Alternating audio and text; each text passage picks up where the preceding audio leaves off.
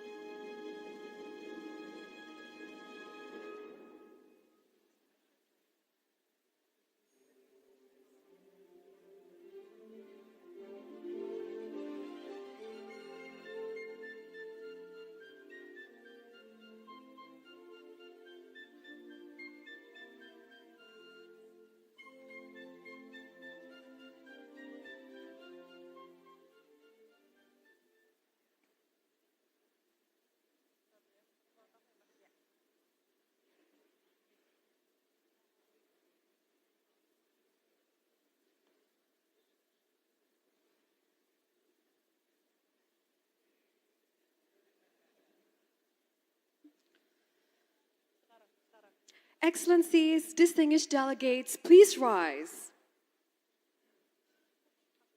And please welcome the President of the Republic of Indonesia, His Excellency Mr. Joko Widodo, and all ASEAN leaders.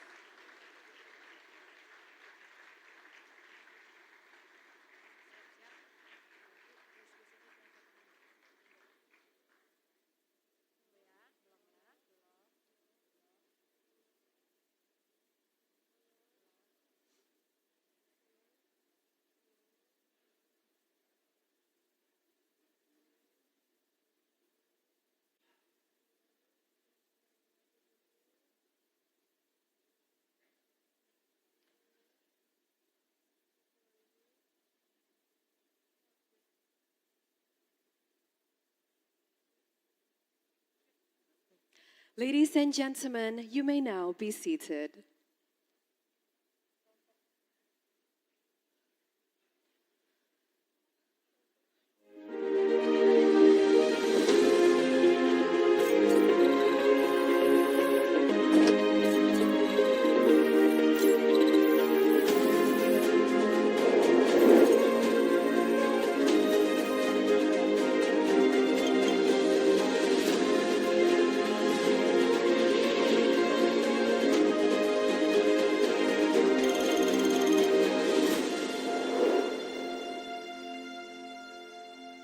Your Majesty, Excellencies, distinguished guests, ladies and gentlemen, welcome to the ASEAN Indo-Pacific Forum, the implementation of the ASEAN Outlook on the Indo-Pacific, a flagship event organized by Indonesia as part of our ASEAN chairmanship in 2023, and a platform for ASEAN member states and all of our dearest partners from public and private sectors to together promote inclusive dialogue and cooperation.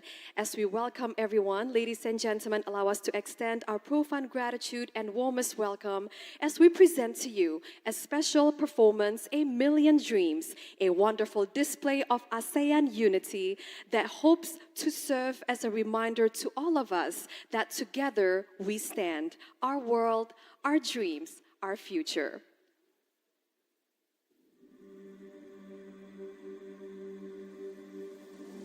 In a world where possibilities are limitless, where dreams are the currency of hope, we come together to weave the tapestry of our collective desires. The true magic happens when we join hands, when we unite our aspirations into a beautiful symphony.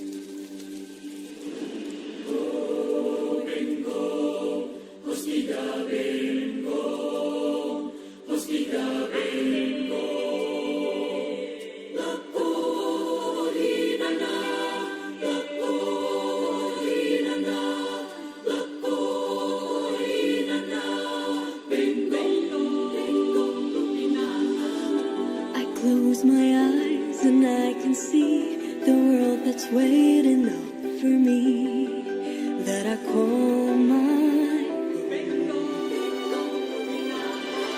They can say it all sounds crazy. Who can live in the world that we design? 'Cause every night I lie in bed, the brightest colors fill my head. A million dreams are keeping me awake. I think of what the world could be, a vision not the one I see. A million dreams is all it's gonna take. Oh, a million dreams for the world we're gonna make. We might be right, we might be wrong, but I wanna bring you along to the world unseen, to the world we close our eyes to see. We close our eyes to see.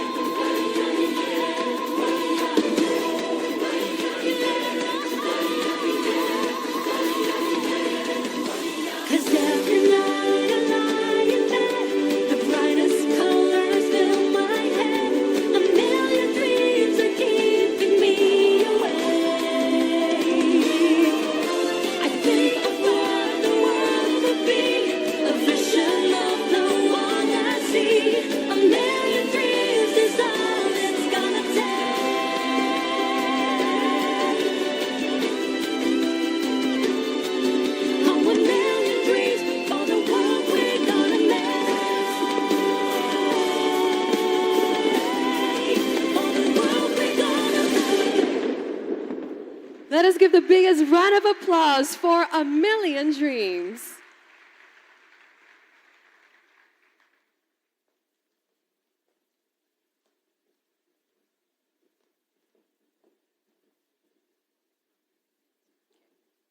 Your Majesty, Excellencies, distinguished delegates, ladies and gentlemen, we kindly invite the Minister of the State-Owned Enterprises of the Republic of Indonesia, Mr. Erick Thohir, to deliver his remarks.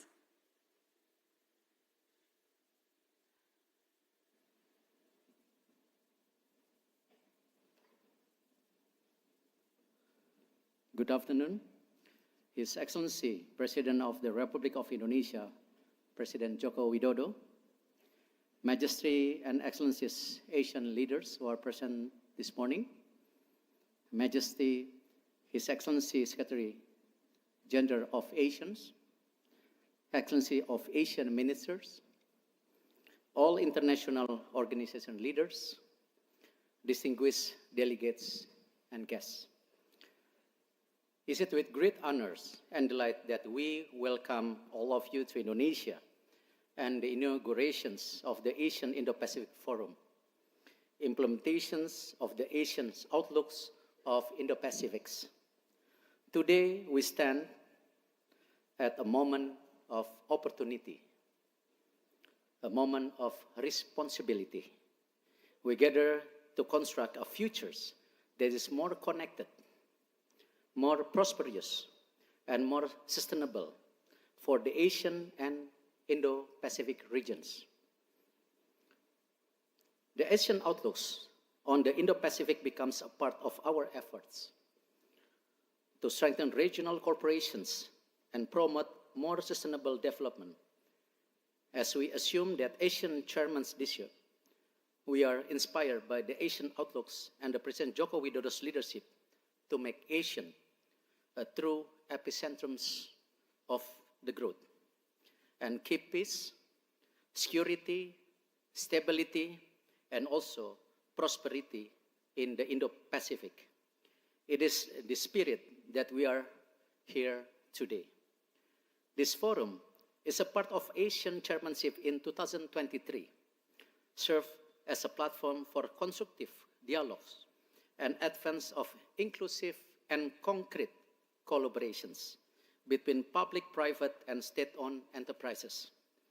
We will involve in leader talks, panel discussions, and business matching with a focus of three essential areas: green infrastructures and resilient supply chains, digital transformations and creative economy, as well as sustainable and innovative financings. In the face of complex global challenge, Indonesia government, through our state-owned enterprises, actively collaborate with global partners to address issues across various sectors. For example, by forming strategic alliance to build a battery value chain ecosystems, cooperating and expanding connectivity and digitalization across the regions, and participating in regional infrastructure development. This example represents the transformative power of regional cooperative for the collective progress of the Asians and Indo-Pacific communities. This is our sincere hope.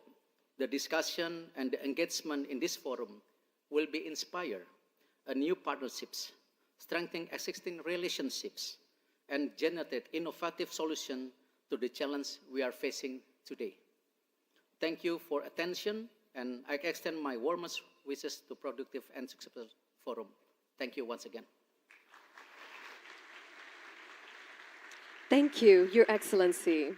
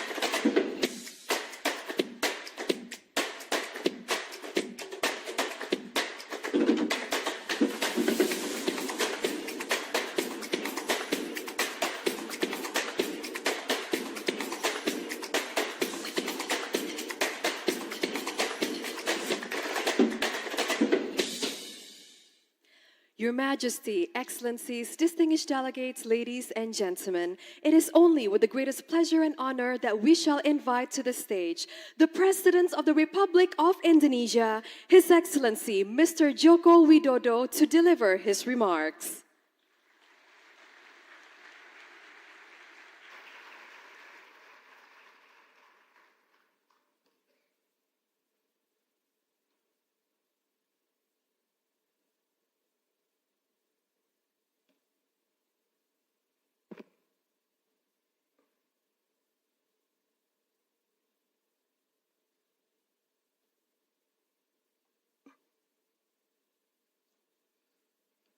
Sri Baginda, Yang Mulia para pemimpin ASEAN, hadirin sekalian yang saya hormati. Kita patut bersyukur di tengah melemahnya ekonomi dunia, ekonomi ASEAN terbukti tangguh dan terus tumbuh, melebihi pertumbuhan ekonomi global dan kawasan lainnya. Dengan populasi sebesar 680 juta jiwa, ASEAN juga merupakan pasar yang potensial dengan peluang investasi yang menjanjikan. Namun, kawasan kita tidak imun dari berbagai tantangan global dan rivalitas geopolitik yang menajam, khususnya potensi konflik di Indo-Pasifik. Untuk itu, ASEAN Indo-Pacific Forum hadir untuk mengubah rivalitas di Indo-Pasifik menjadi kerjasama yang bermanfaat, serta membangun habit of cooperation yang win-win formula tanpa satupun merasa dikucilkan. ASEAN Indo-Pacific Forum memiliki 3 agenda utama, yaitu pertama, infrastruktur hijau dan rantai pasok yang resilient.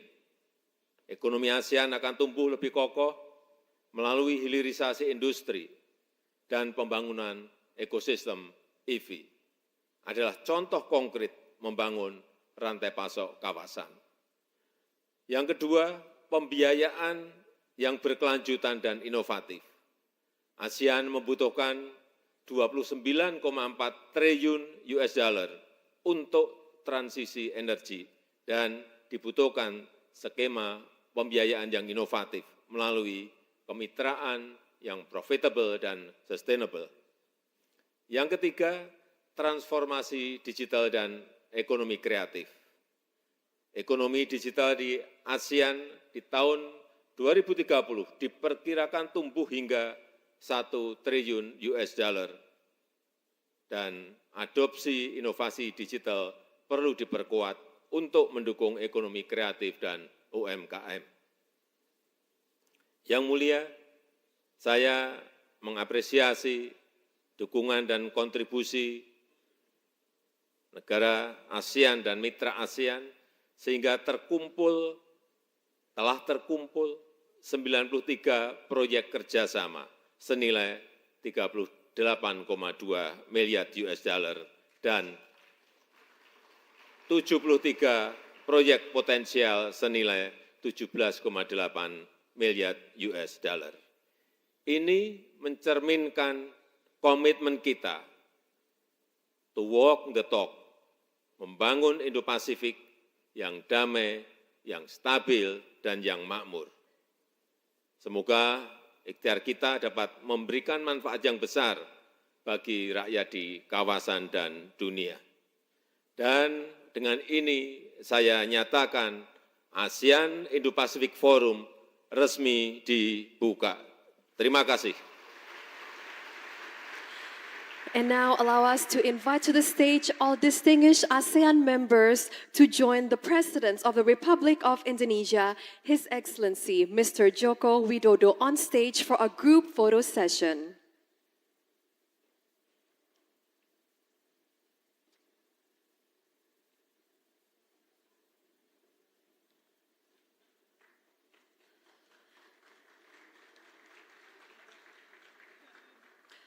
First, the formal pose. Allow us to do a countdown in 3, 2, 1.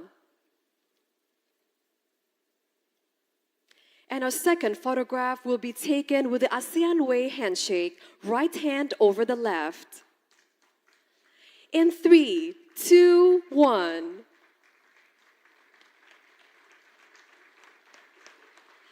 Thank you very much, Your Majesty and all excellencies, and the Presidents of the Republic of Indonesia and all ASEAN leaders. Kindly proceed to Ballroom 1 to explore the exhibition.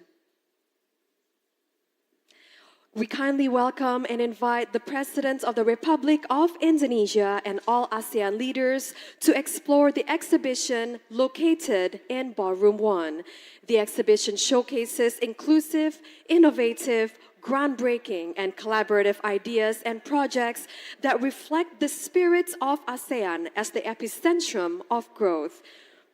Ladies and gentlemen, as we've come to the end of our opening ceremony of the ASEAN Indo-Pacific Forum, we'd like to kindly inform that all participants that our first plenary session on the subject of general outlook on the region will begin at 2:15 p.m. in this very ballroom. So we invite everyone to please join us on the first plenary discussion. Thank you very much, everyone, and have a great rest of the day. Thank you.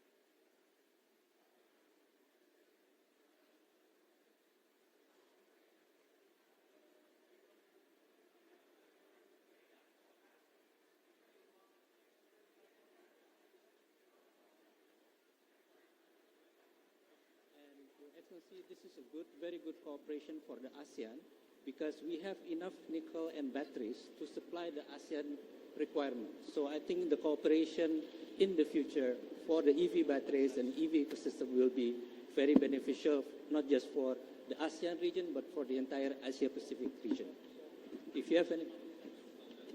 Yes, we will have one standard, Mr. President. So as you can see, we have the battery swapping system so that the motorcycles can easily swap the Excellencies, batteries. distinguished So that guests, just ladies and charging. gentlemen, So as our only first plenary discussion will begin at 2:15 p.m., we'd like to invite everyone to please enter the ballroom and please be seated. Thank you. Kind of a business cooperation to have this kind of infrastructure of the EV ecosystem.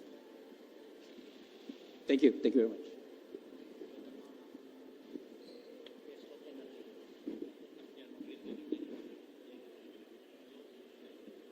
Assalamualaikum warahmatullahi wabarakatuh. Pak Presiden, Majesty Excellency, Pertamina Geothermal present install capacity right now at 670 megawatts. With 35 years of experience, we are going international, we're going abroad. But our immediate goal right now is to be 1 gigawatt companies in 2 years. With that, we are constructing in South Sumatra a 55 megawatts geothermal plant to electrify about 55,000 houses in South Sumatra. The project location is in Muara Enim in South Sumatra, around 300 kilometers from Palembang. This is an extension project of Lumut Bala Unit 1, 55 megawatts. Now we're building 55 megawatts Unit 2. The resource capacity is 220 megawatts. The corporation of the projects is between Japan, China, and Indonesia. From Japan, Marubeni Corporation. From China, SEPCO 3, a power construction company. And from Indonesia, Wika Wijaya Karya. And JICA, Japanese International Cooperation Agency, is helping the loan around USD 700 millions. So the objective of the project is to make sure we are mitigating climate change, we are supporting the 23% electrification by renewable, and of course, to reduce the 580,000 CO2 equivalent per year CO2 equivalent. Thank you very much, Your Excellency.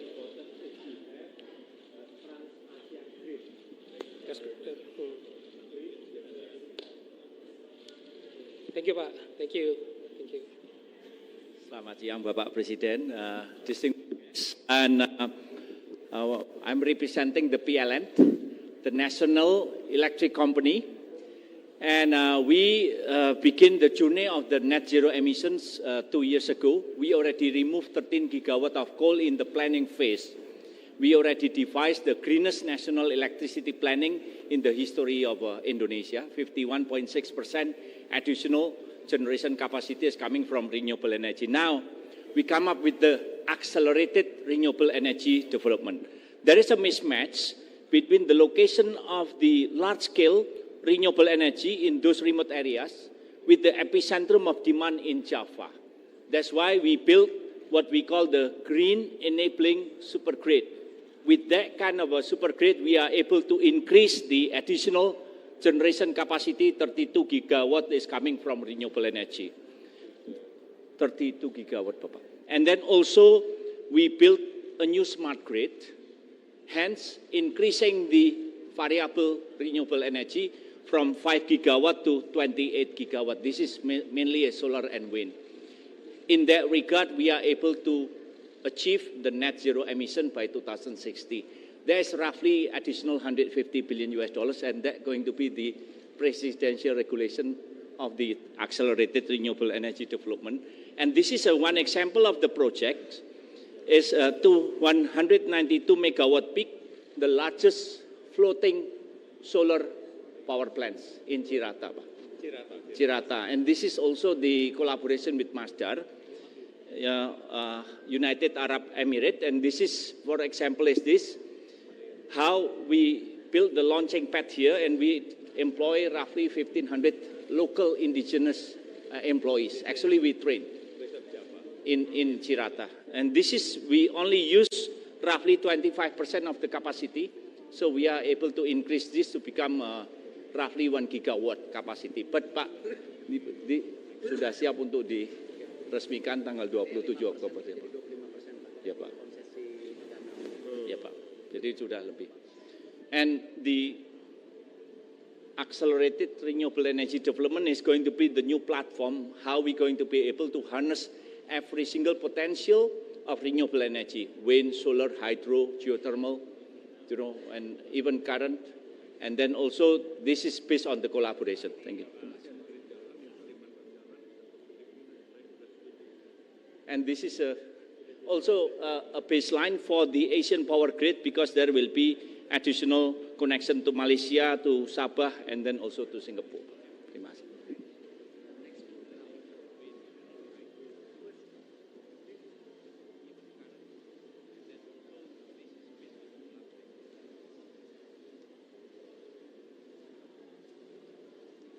Should we start?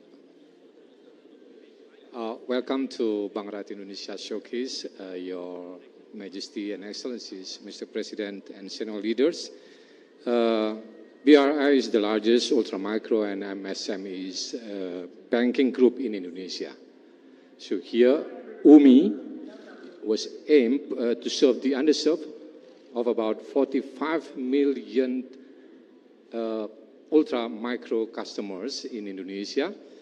And we are giving access to banking services for bankable and feasible businesses, as well as providing empowerment programs in accordance with the customers' bankability and feasibility, in the hope that they can be lifted up and becoming commercial customers.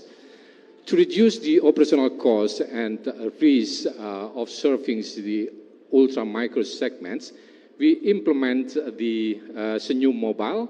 So these Senyum Mobiles is a platforms for pipeline management as well as loan originations. With that, then the approval process of loans can be lowered to only 1 day. And right now, UMI and ultra-micro and micro segment contribute about 48% of BRI portfolio, which is very huge actually. And it's now becoming the key driver for Bank Rakyat Indonesia to go further into the future.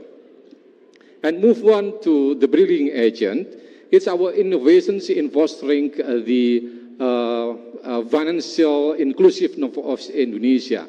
So with that, actually, our customers is provided by an apps to serve the community around them 24/7.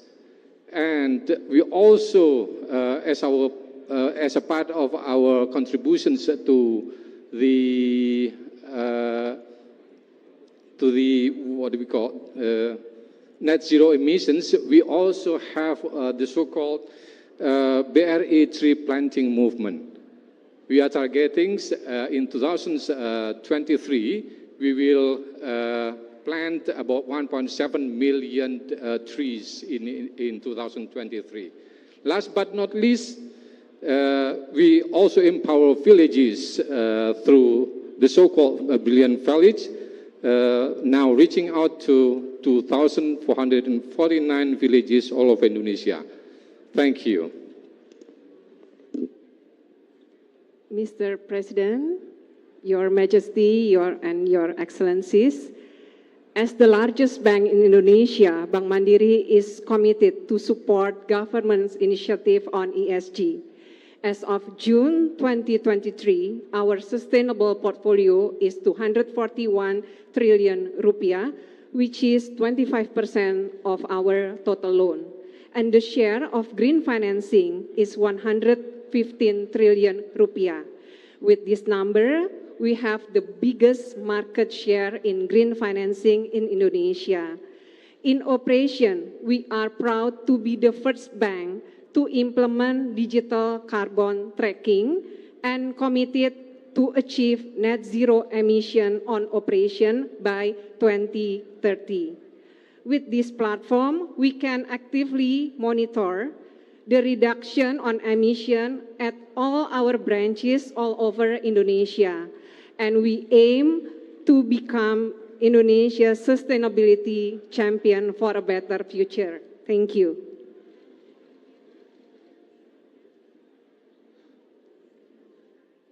Bapak Presiden, Your Excellencies, Your Majesty, welcome to the Blue and Green booth. My name is Donnie. I'm the Vice Chairman for Standard Chartered Bank for ASEAN.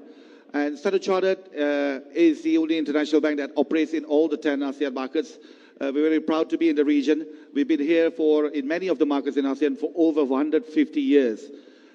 Within the sustainability space, Standard Chartered is committed to be net zero by 2030 from our own operations. And we are going to be net zero from our own financing, so meaning actually all the clients that we finance by 2050. We committed $200 billion to support the sustainable finance by 2030. For ASEAN, we are also basically leading actually the Glasgow Financial Alliance for Net Zero for the JETP, Just Energy Transition Partnership, $20 billion for Indonesia and $15.5 billion for Vietnam as part of the private sector sort of financing. Some of the projects actually that we have done here, the PLN CEO, Pak Darmo, actually has mentioned about Chirata, the largest floating solar panel in ASEAN. We lead the financing for that.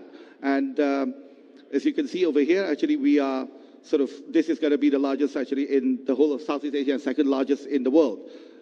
We are also financing the largest power plant in Vietnam, in Hua Hai. This is 245 megawatt in Vietnam. So that's actually one of the leading renewable energy process that we have actually across ASEAN. The other point, Prime Minister, we are also setting up together with Temasek and SGX and our colleague here from DBS, the first Asia's carbon trading exchange with climate impact exchange in Singapore. So that's obviously a big thing actually now that the voluntary carbon market actually has risen. Last but not least, just to highlight to you, we have been the mainstay partner for many of the governments, Thailand supporting Thailand's issuance of 1.9 billion sustainability bonds, as well as supporting the largest sustainability bonds in local currency for the Republic of the Philippines in peso, $350 million. We are committed to Southeast Asia. Basically, we are here for good, and we will continue to keep our commitment actually in promoting sustainability in ASEAN. Thank you. Your Majesty, Your Excellencies, good afternoon. Welcome to DBS booth. DBS is the largest bank in Southeast Asia, and we're strongly committed to sustainability. As a bank, we have done more than 60 billion of Sing dollar in terms of sustainable financing, and we are internally committed to go to net zero, similarly to Stanchart, in all our financing to 2050. In DBS, we map out the 9 sectors that creates a lot of emission, like power, auto, mining, shipping, and all that. And then we work on a path to net zero, and we track the pathway to get to net zero for these industries.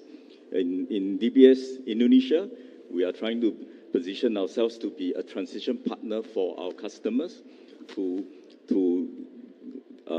work together on green solutions, sustainability-linked solutions, as well as transition loans. Some examples that we have done, we're the financial advisor for Indonesian Investment Authority, INA, helping them with the energy transition mechanism. We finance TBS Energy for a purchase of a medical waste management firm in Singapore. We have done, for the ESG, financing the S part of it, we have done a social working capital loan to e-fishery, which is an aquaculture startup.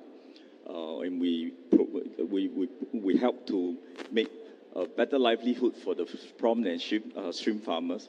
We also work on a green loan for State Grid Corporation of China, in working with PLN to do advanced metering infrastructure in Jakarta. So these are some of the green loans we have done, and we look forward to working with everybody to make the world a better place. Thank you.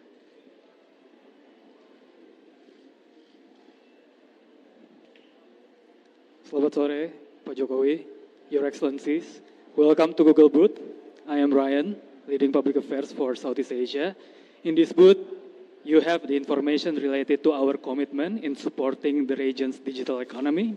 We focus on 2 key areas. One is on physical infrastructure, where we invest on subsea cable to make sure the internet connection in Indonesia and Southeast Asia faster. And also on the cloud region to make sure the digital transformation in businesses, supporting the businesses to grow.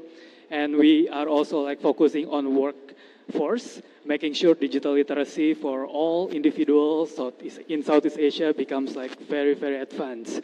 And the region's digital economy is on track to reach $1 trillion by 2030, driven by e-commerce, travel, food delivery. So we are on track on that. But digital inclusion and awareness on environmental social governance remain like a hard work that we need to work together.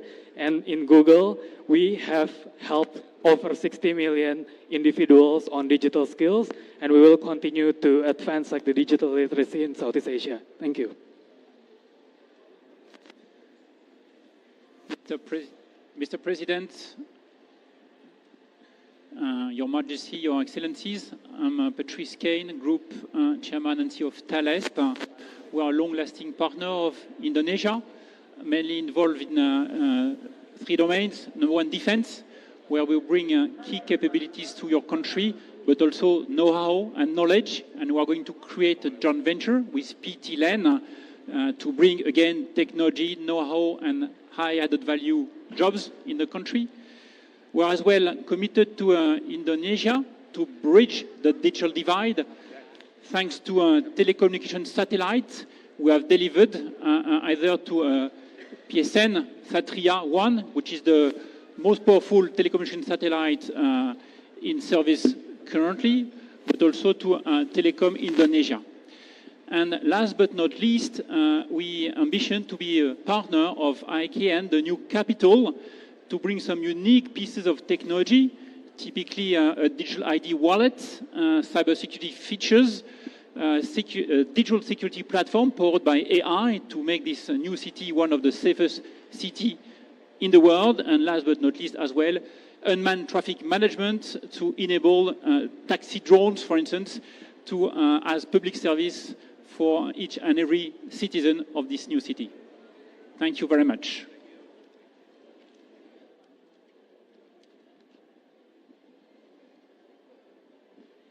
Mr. President, Your Majesty, Your Excellencies, I'm representing Bank Negara Indonesia 1946, Indonesia's first bank since our independence.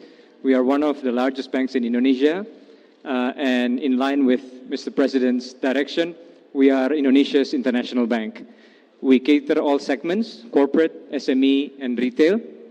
Today, we want to highlight our digital program called Expora, which is focused on small business, SME, which we launched 2 years ago. Today, we have more than 40,000 clients, SME clients, that we take to become exporters. 40,000 clients, SMEs from all over Indonesia, which we serve through 7 Expora hubs across Indonesia, west to east, and we bring them through our business matching into the international market. Going forward, we have at least 10,000 new SME clients that we will take into the international markets. What we do is we help the SMEs from the financing, training and education, digital system, cash management, and business matching. Thank you. Welcome to Telkom Indonesia, Mr. President and Excellencies Leader ASEAN. To support digital transformation, Telkom has built 170,000 kilometer fiber optic from Sabang till Merauke. We have covered around 98% of population. This is the submarine mobile map for global connectivity. And for the digital platform, we have established data center focused on implementing sustainable and grid infrastructure. Now, we are building the hyperscale data center Batam in collaboration with Singtel, Singapore Telecommunication. And this is we have 30 data center all around Indonesia and overseas. There are Singapore, Hong Kong, and Timor-Leste. We are open to collaborate in any potential partnership to expand the data center market. Thank you.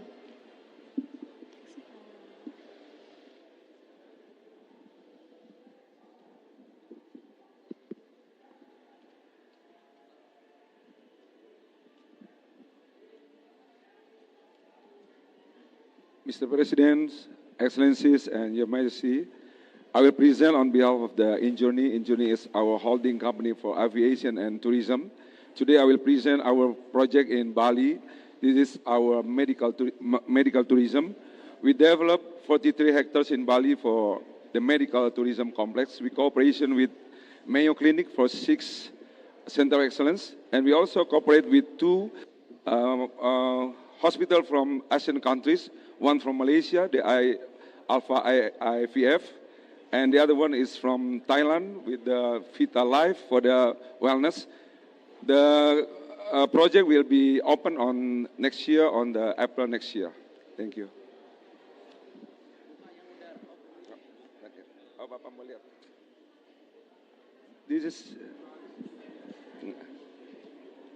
This is now the project, Pak.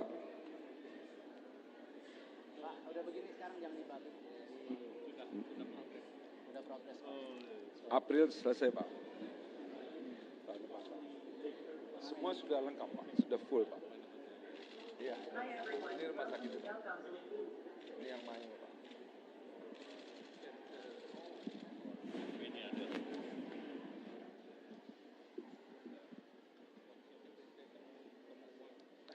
Mr. President, Your Excellency and Your Majesty, Telkomsel as a leading telco digital in Indonesia, we are now having IndiHome as our fixed broadband and serving more than 150 million of customers of mobile and more than 8 million of households across the nations.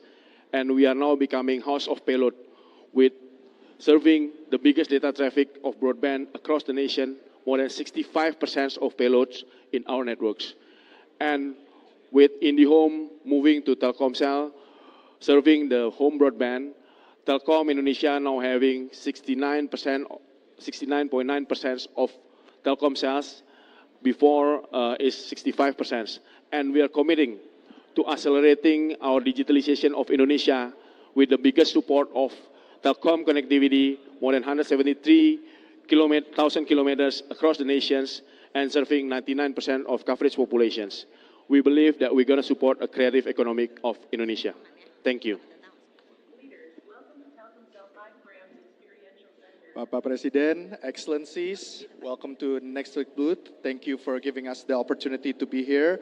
So Netflix has been around in Southeast Asia since 2016. We are one of the largest streamers. We serve to more than 240 million subscribers all over the world. Our investment in Southeast Asia, especially in countries like Indonesia, we've been spending more and more in investing in local content. Why we've been investing in local content is because that is the gateway to actually promote our culture across other regions as well. So we have been doing many things in Indonesia, such as we've been working with the Ministry of Tourism in terms of promoting wonderful Indonesia, showcasing Indonesian titles. But we've also been working in Thailand as well, promoting Thai content as well, showing it off to the world as well. In fact, a very fun fact, most of the content that we do produce in the region is actually seen overseas. So 70% of the titles that we are seeing is actually shown outside of ASEAN. So with that, I would like to thank you once again for giving us the opportunity, and we look forward to working very closely with all of you. Thank you, Pak.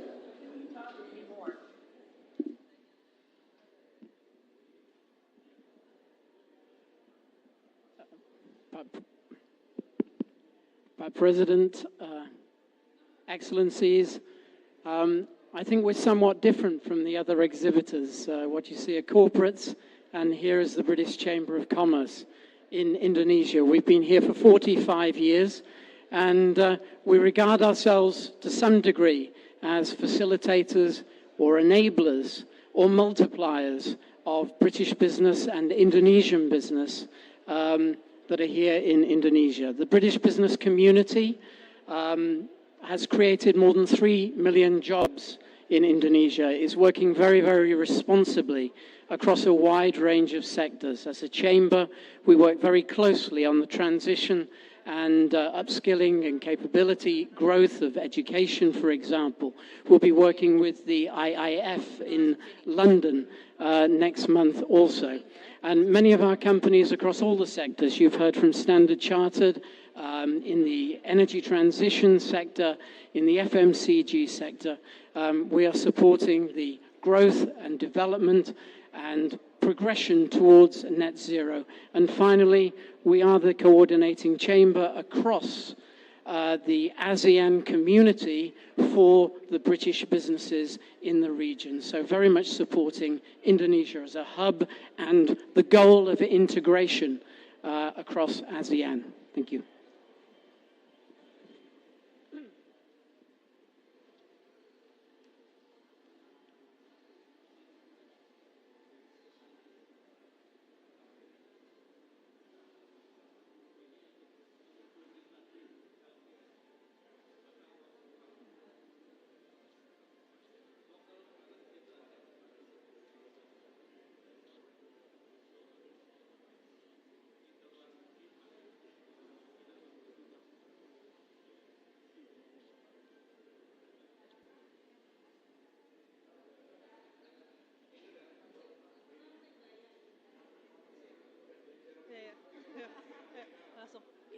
Yang terhormat Presiden Republik Indonesia Bapak Joko Widodo. Assalamualaikum warahmatullahi wabarakatuh. Selamat siang, salam sejahtera untuk kita semua. Selamat datang dalam acara penandatanganan Nota Kesepahaman Pembentukan Satuan Tugas Nasional Local Currency Transaction. Kerangka kerjasama Local Currency Transaction atau LCT merupakan salah satu kesepakatan dalam Leaders Declaration KTT ASEAN ke-42 di Labuan Bajo yang bertujuan mendukung stabilitas ekonomi dengan mendorong penggunaan mata uang lokal dalam transaksi bilateral antar negara ASEAN. Pembentukan Satuan Tugas Nasional ini melibatkan 10 lembaga negara dan kementerian. Selanjutnya, Bapak dan Ibu pejabat penandatangan dokumen, kami persilakan untuk menandatangani dokumen yang telah disiapkan.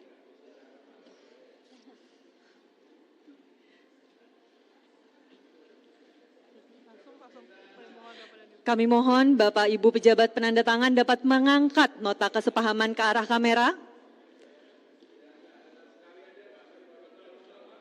Sekali lagi kami mohon untuk dapat mengangkat nota kesepahaman ke arah kamera dalam hitungan 3. 1, 2, 3. Dilanjutkan dengan foto bersama. Para pejabat penandatangan dokumen kami persilakan menempati posisi foto bersama.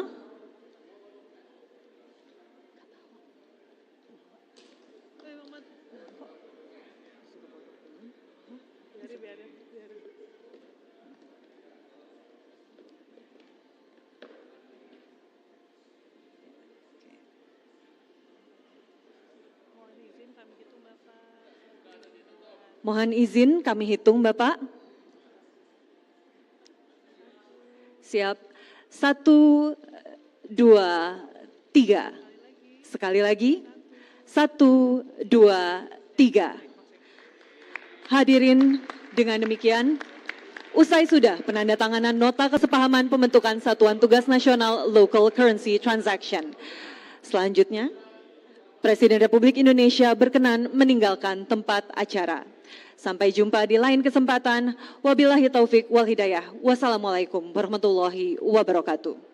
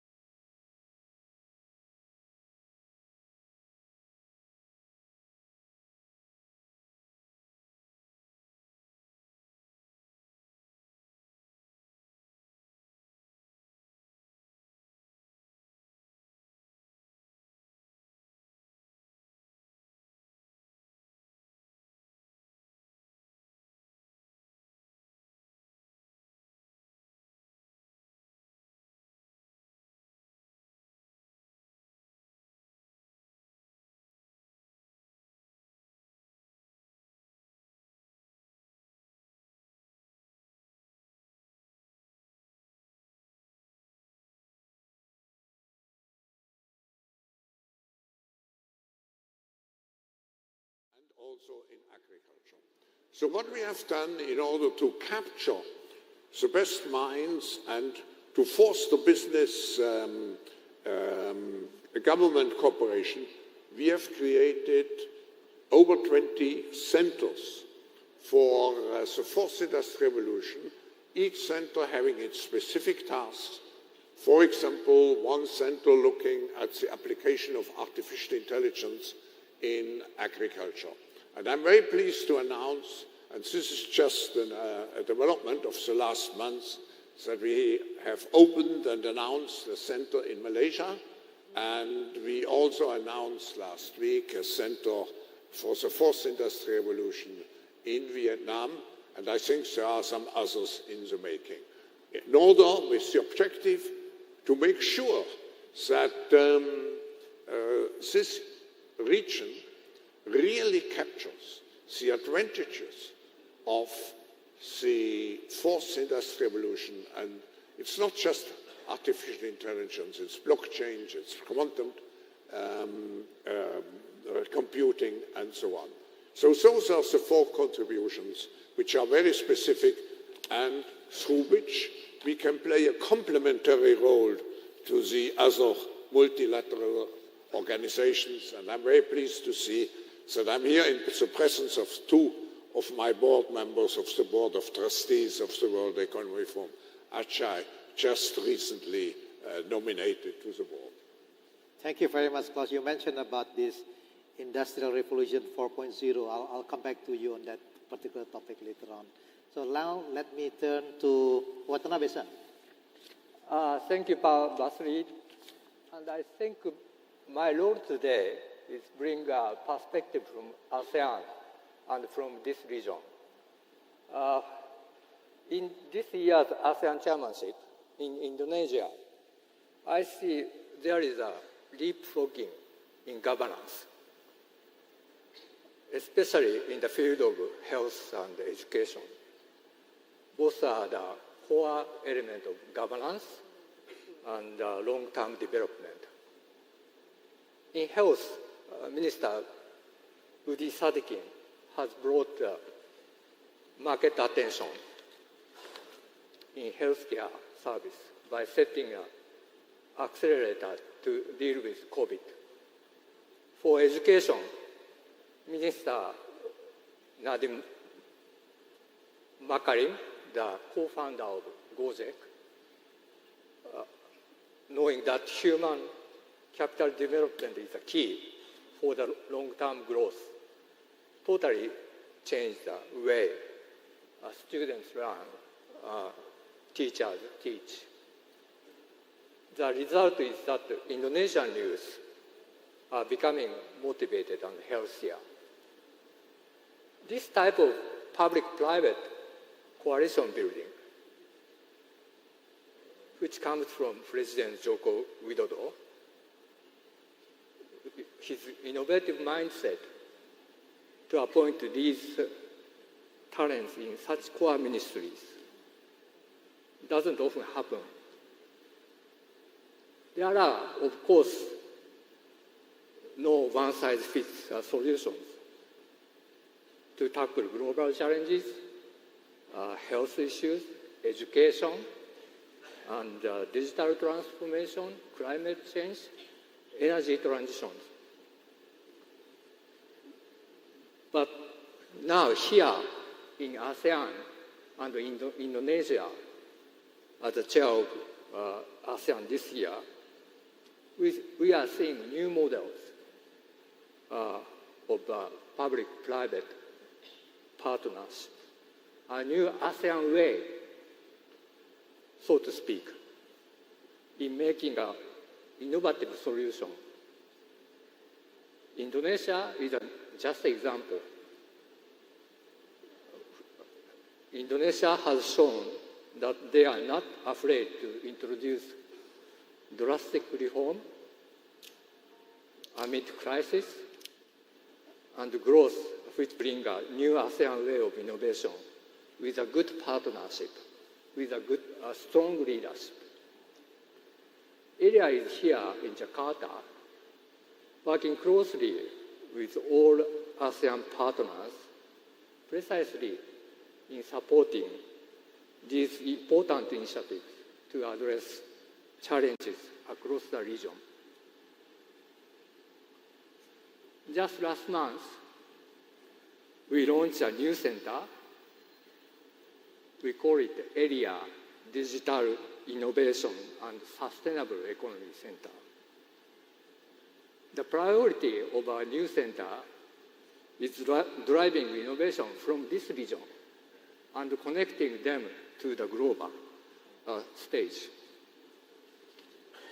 The center will also serve as a public-private policy platform, inviting policymakers, political leaders, business leaders, young entrepreneurs, investors, and civil society. Area is here. We are supporting global challenges locally and spreading local innovation globally. Thank you very much. Thank you very much, Watanabe-san. Ibu Kristalina, let me come back to you. You mentioned in your remarks about the global risks. Now let me ask you a more specific questions and related to the ASEAN countries. We know that we are seeing that maybe the inflationary pressure will continue be with us for quite some time. Yeah, and if you look at on the liquidity tightening, also some countries, if you look at the design of the fiscal policy, we probably need to move into more inclusive design of the fiscal policy, but the fiscal space is limited. Yeah, and with the global economic downturn, we are seeing that China's economy is slowing down, which also definitely have an impact to ASEAN economy because China is one of the largest trading partners. So, from the perspective of the fund, how the ASEAN should position themselves, the Indo-Pacific, in order to managing this kind of global economic situation? It is true that the world economy has demonstrated remarkable resilience to a series of unthinkable events. But this has come with a high cost. First, loss of potential output. When we look at the world today, 2023, only one large economy, this of the United States, has fully recovered and even is exceeding slightly its pre-COVID trajectory. Everybody else is still falling behind. Euro area, 2% below its pre-COVID trajectory. China and most emerging markets around 5%. Low-income countries, 6, 7, and more percent. ASEAN is actually quite affected because ASEAN was projected to grow so strongly before the pandemic. And this growth dropped by half. The result is loss of potential output of 8%. So this is one significant consequence of what we have been living through. Two, interruption of supply chains because of the pandemic, because of the war in Ukraine. They have put pressure on prices, and inflation in most advanced economies and many emerging markets is going down, but not down enough. We expect that interest rates would stay high all the way through 24, possibly into 25. That has consequences for ASEAN in terms of, obviously, cost of money, but also in terms of the strength of currencies, pushed down by this high interest rate of the Fed, of the European Central Bank. So what should ASEAN do? Well, first, let me give you the very good news about ASEAN. We started from that. ASEAN should continue to grow dynamically. It is a bright spot on a rather dim horizon. Global growth this year, 3%. ASEAN, 4.5%, you said 4.6%. This is going to continue into next year. Sustaining this growth momentum, very important. It is contributing to you, to the people of ASEAN. It is contributing to the world. ASEAN is delivering 10% of global growth. This is almost twice your share in the world economy. To sustain that sound, vibrant growth, ASEAN needs three things. Number one, macroeconomic and financial stability, so there is consumer and investor confidence. This has served you well before the pandemic. It needs to remain so. And that is where the difficult choices come. Ibu Sri Mulyani, the finance minister, your successor here, she needs to balance on one side helping the most vulnerable people in Indonesia, providing incentive to businesses, and on the other side, build buffers against future shocks. So how could she do it? Well, make sure that taxes are collected in full, eliminate tax avoidance, and concentrate public spending where it would make the biggest dent. And that is my second point. Invest in education and skills. Young people of Asia, of the ASEAN countries, they have to have the skills for tomorrow. Because we know artificial intelligence is already here. I'll tell you a funny story. My family gave me a present for my birthday, painting designed by ChatGPT. Interesting painting. So we are already looking into which are the skills that would be most effective. It looks like not the lowest end, not the highest end, but everything in the middle. Invest in the digital connectivity. There is no future without it. That has to be done. And of course, invest in the green economy. But my most important message to ASEAN is speak loud and clear of the need for international cooperation. No one is better suited than you because you embrace diversity. You have unity based on diversity. So I would finish by saying, for somebody like me, I sit in my office, the world economy is full of problems. I get on a plane, I come to Jakarta, and I am so uplifted by ASEAN. So my message to everybody here from the ASEAN countries, I love you all. Thank you. Thank you, Kristalina. Now let me come back to you, Ajay.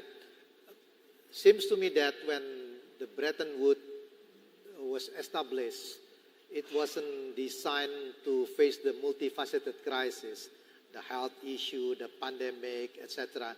So I was wondering if you can share with us, I understand that the World Bank is working on its way through an evolution process that I understand aims to transform the 78-year-old institution. So can you give us a status update on the process, touch on your version, and help us understand what ASEAN can expect in the future?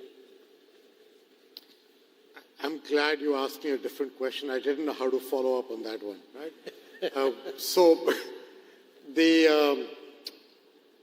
I've been at the bank 90 days, and before that I spent a few months during the nomination to election process traveling around the world, and I picked up a couple of messages very clearly. And the first message was that the idea that you can somehow segregate poverty and the fight against poverty from climate change and the fight against climate change, or from pandemics. You know this well, you co-chair the pandemic fund, that you can separate that from poverty, or you can separate fragility and conflict from each of these, or food insecurity. I think these are all seriously intertwined crises. And therefore, the nature of the challenge ahead of society has multiplied in its complexity by the nature of the intertwining of these crises. That's the first kind of message that comes across very clearly. The second message that comes across is that the institutions that were built for purpose 75 years ago, that purpose has evolved and changed, and the institutions need to evolve and change with them. It's not that they don't do great work every day. I was in a mangrove plantation yesterday in Indonesia, and if we do this right as a country and the institution of the bank, we can get to really transform the way mangroves are developed and organized here, such that not only do you create the better forest cover, but you also help the livelihood of people living in those plantations. Now, if you do that well, then Indonesia is contributing a global public good by virtue of what it's doing with mangrove plantations, which is absolutely where we should go. So there is all this going on. There's good work every day. Stunting effort in Indonesia, education in Vietnam. There are examples across the place. The point is, all that makes sense, but more has to happen and differently from the way we were doing it till now. So I guess we're going through an evolution process. The G20 has pushed hard for the multilateral development banks and the international organizations to adapt and change to this requirement. I will give you 4 buckets of thoughts where we are. The first bucket is redefining the vision and mission of the bank. I think the progress made on poverty reduction over the last 30, 40 years was impressive around the world. Most of it came from generating jobs. During the pandemic, that job generation engine slowed down and reversed. And in fact, poverty alleviation reversed in many parts of the world. ASEAN is an exception which has come out of it well, but many parts of the world are seeing an increase in poverty, not a reduction. So the reality is that we have to go past poverty, and we have to incorporate climate and pandemics and fragility and food insecurity into our lives. And so the mission, the vision of the bank will be to create a world free of poverty, but on a livable planet. And by livable planet, we include all these other dimensions. So we can expand the aperture of which the way the bank looks at a problem and go from only poverty to all of these and expand our appetite and our view and our knowledge and our capacity to deal with these. That's kind of the first big piece. It is to me a big piece because getting it right enables the bank's outstanding employees to focus on a much bigger picture. The second piece is how we work. And I think there are multiple parts, but the first part is to measure output, not input. And what do I mean by that? I think saying how many projects we finance or how many dollars we put in is interesting and important, but what is even more important is how many girls went to school because of the centers we built, or how many people got a better job which pays better because they were lucky enough to go to a skilling center that the bank had worked on with the local government, or how many greenhouse gas emissions we managed to avoid and then convert through a carbon market into the transfer of resources for that community as well as the government to benefit from, and so on. The output, not the input. Measuring that is very important. The second part that's very important is going to be how we work in partnership with others. My opinion and the opinion of many of us is that there is not enough money in the world of multilateral banks, of governments, or of philanthropy to solve the kind of issues we are discussing. If you believe in the estimates that people say that you need $1 trillion a year to be invested just in renewable energy, to turn the tide over the next coming decades, $1 trillion a year does not exist on our balance sheets or in philanthropy or in government. So we have to get the private sector in as well. We need all shoulders at the wheel. So to give you an example, a few days ago, we announced a partnership with the Inter-American Development Bank that we would work on 3 issues together in Latin America. The Amazon and all aspects of the Amazon. Reforestation, but importantly, looking after the communities in the Amazon. Second, dealing with the challenges of climate adaptation in the Caribbean, which is severely stressed by what is going on. And third, digitization and its benefits for governance and education in Latin America. Now, if Inter-American Development Bank and the World Bank get together, that's two shoulders at the wheel. And like that, we need to work with the Asian Development Bank, the African Development Bank, as well as, most importantly, with the private sector as well, to bring this money in. So there's a series of things we're trying to do in our approach to partnership, which we hope will bend the curve over the coming years. And then I'd say the last and not the least of this has to do with capital and the adequacy of capital. The G20 laid out a common framework, which we are working on to help look at the capital adequacy systems in the bank, whether it's equity to loan ratios, or it's the kind of things we can do with hybrid capital and portfolio guarantees and the funding of concessional capital for countries to be able to put to resource on the right problems. All those are part of what we are doing.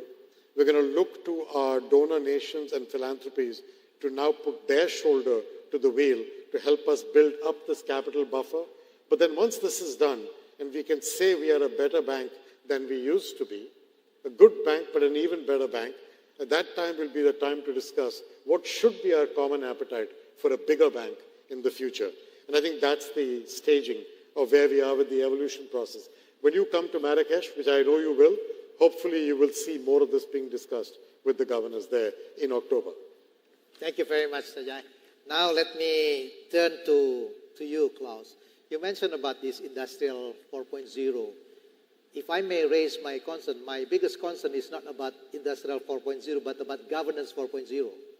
Yeah, because I can imagine that the product cycle is getting shorter and shorter, and will be very difficult for the policymakers or the regulators to come up with the regulation, which is maybe your regulation will be obsolete in the next 6 months. Under this kind of situation, what we probably need is an agile bureaucracy, but agile bureaucracy is an oxymoron. So how, in your view, how do you see sort of like, the role of the governance here, especially for many ASEAN countries? Is there anything that they can particularly do related to address this issue? If we look at public-private cooperation, I think we have to find very flexible ways to coordinate the efforts. I mean, governments still provide direction, but business provides the innovative power. And I would argue that long-term, with all the importance of capital, we move from the era of capitalism to the era of talentism, which means that the key competitive factor will become innovation and not anymore low cost or the availability of capital. Of course, they are necessary, but the decisive factor will be the innovative capacity and power of a country. And here, of course, ASEAN has a great privilege. It has a useful entrepreneurial it has a young generation. And I have met here so many young entrepreneurs. I'm very impressed. But I would add one other thing. I think we move not only from capitalism to talentism in some way, but even more important, we move from shareholder capitalism to stakeholder capitalism. And I'm very proud to see how the business community has embraced this concept, which is now very much contested in certain other parts of the world. Business is not only here to create prosperity. I think business has also a social role, which means to serve society and to take care of the environment. So we have to build this notion of stakeholder capitalism into all of our activities as business leaders. And let me make a last comment here.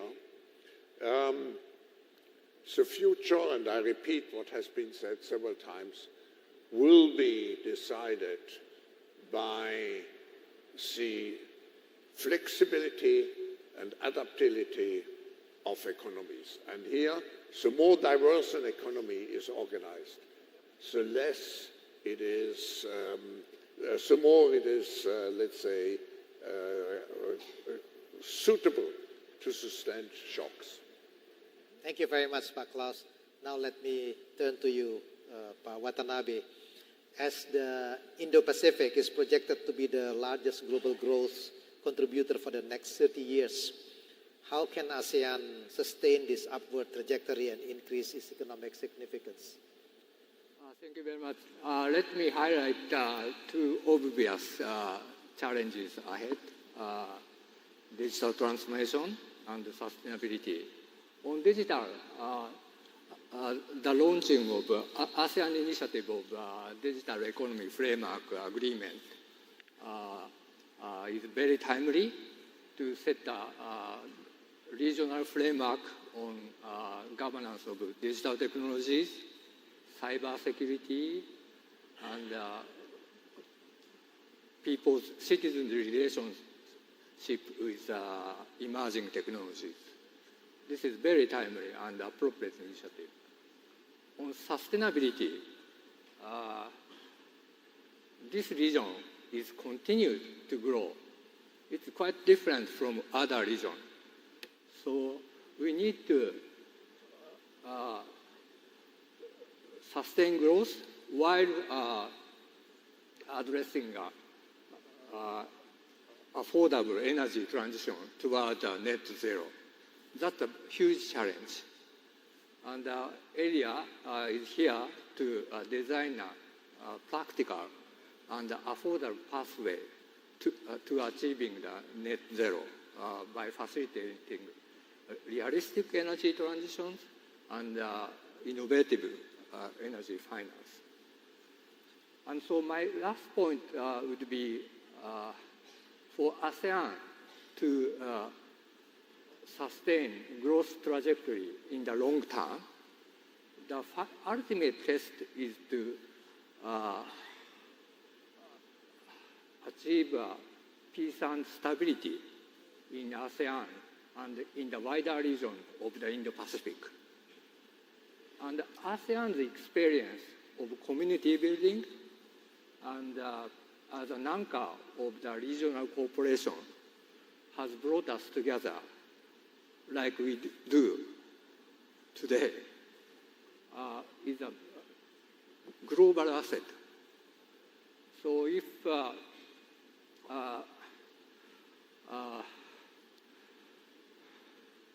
ASEAN's basic principle of mutual trust and mutual growth and mutual respect can be a key principle for cooperation in wider region of Indo-Pacific. That's a sort of a cornerstone for ASEAN and for this region to continue to grow. Thank you very much. Thank you very much. Well, I think unfortunately the time is up and we only have 45 minutes. I'm sure there are so many questions that I would like to pose to all these great panelists, but the time is up. I don't want to summarize our discussion, but let me highlight some of the couple important points. I think we are living in a very uncertain world now, but as we heard from the distinguished panelists, we see that there is some optimism that ASEAN can continue to become the bright spot of the global economy. Yeah, provided that we continue to maintain the so-called the good economic 101, maintaining the governance, and also adapting for the new technology and also improve the institution. With that note, then let me invite to all of you to give the big round of applause to our great panelists. And thank you very much.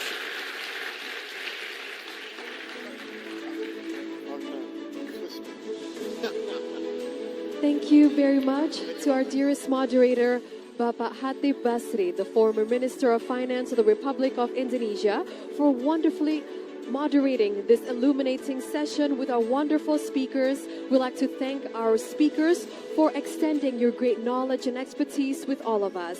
And distinguished guests, ladies and gentlemen, without further ado, on to our next session. please allow me to invite to the stage Mr. Arshad Rashid, the Chair of ASEAN Business Advisory Council, to deliver a briefing on ABAC's programs and their linkages to AIPF and the Indo-Pacific. Let us give Mr. Arshad Rashid the biggest round of applause.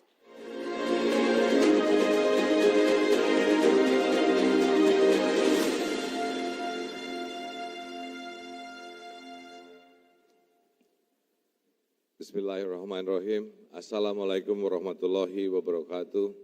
Salam sejahtera untuk kita semua. Om Swastiastu, Namo Buddhaya, salam kebajikan. Excellencies, ladies and gentlemen, thank you for having me here. I have only a short time for this briefing session in which I will share my thought based on my ASEAN point of views. ASEAN businesses are observing the dynamics and developments of the Indo-Pacific, where ASEAN is the center of this area. I have traveled to many dialogue partners countries, and they are very much interested in engaging more constructively. There are some thoughts I believe are crucial to align in different sectors in between ASEAN and Indo-Pacific. First, we have massive potentials towards enhancing our digital economy and facilitating cross-border data flow.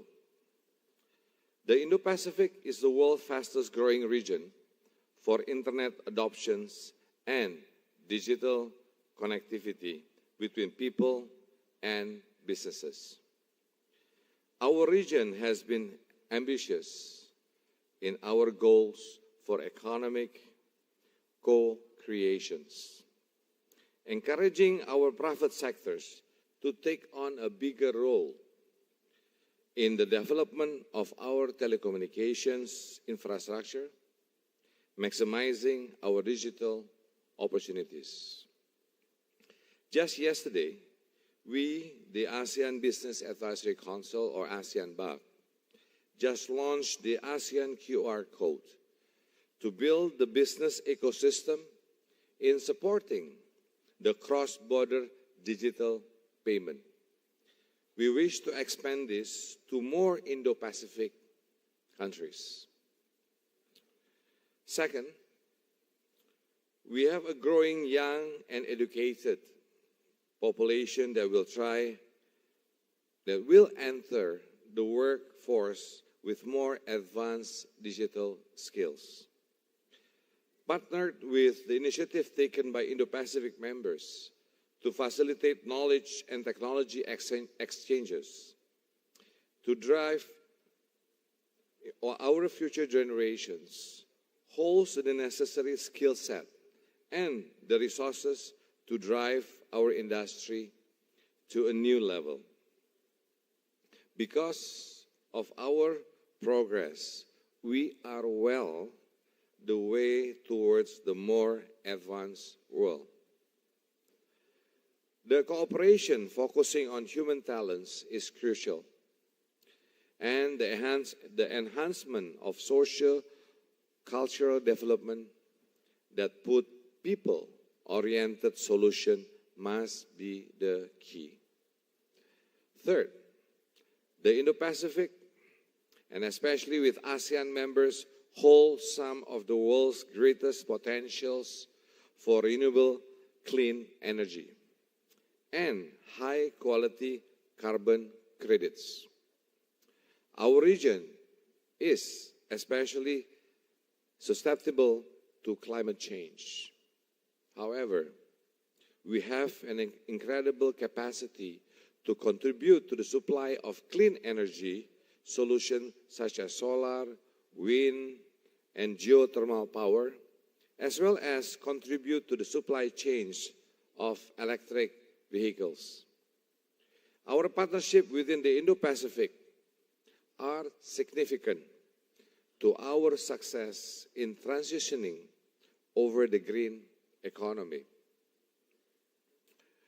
Yesterday, also during the ASEAN Business and Investment Summit Forum, we deeply committed in building the ASEAN Net Zero Hub and Carbon Center of Excellence to bring businesses together in promoting decarbonization and net zero economy.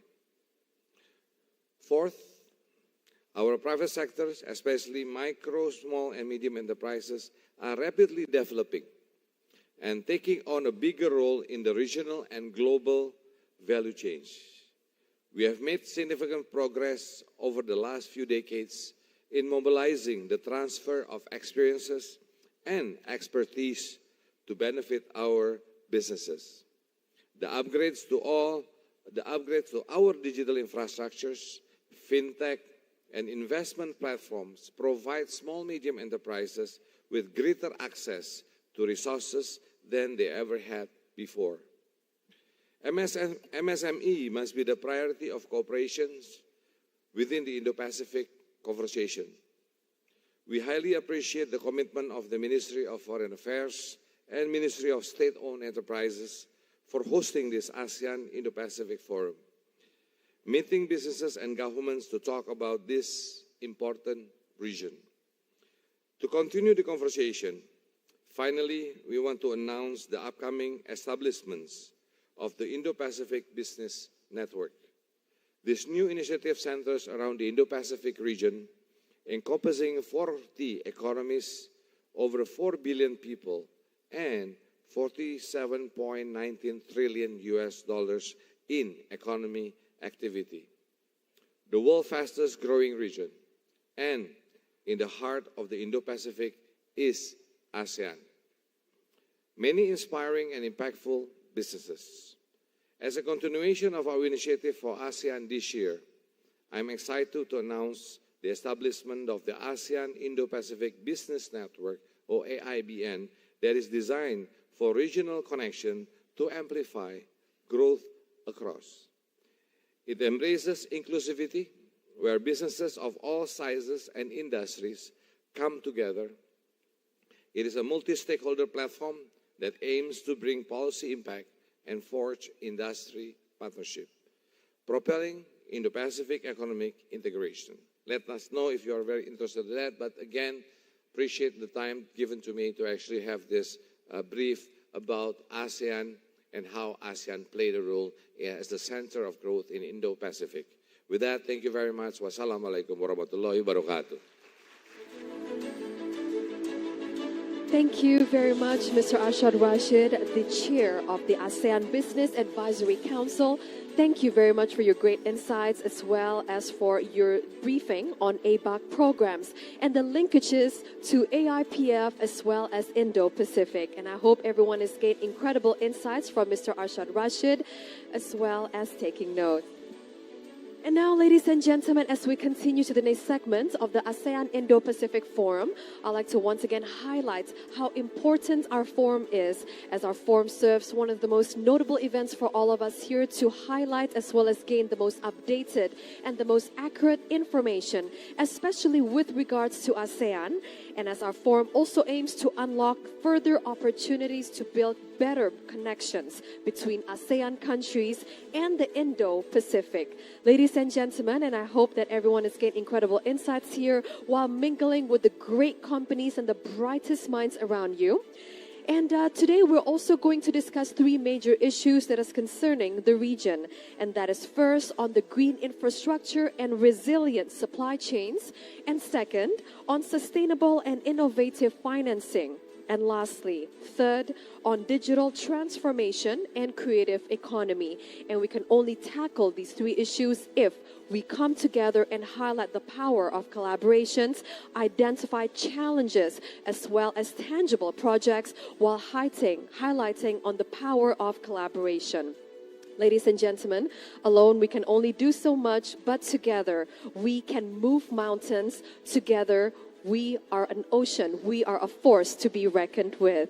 So ladies and gentlemen, as we continue to our next session, It will be on our next plenary session on a quick glance on 3 AIPF sub-themes.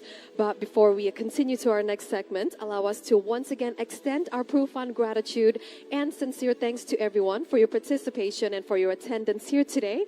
Bapak Ibu sekalian yang kami hormati, terima kasih banyak atas kehadiran dan juga partisipasi Bapak Ibu sekalian di acara hari ini.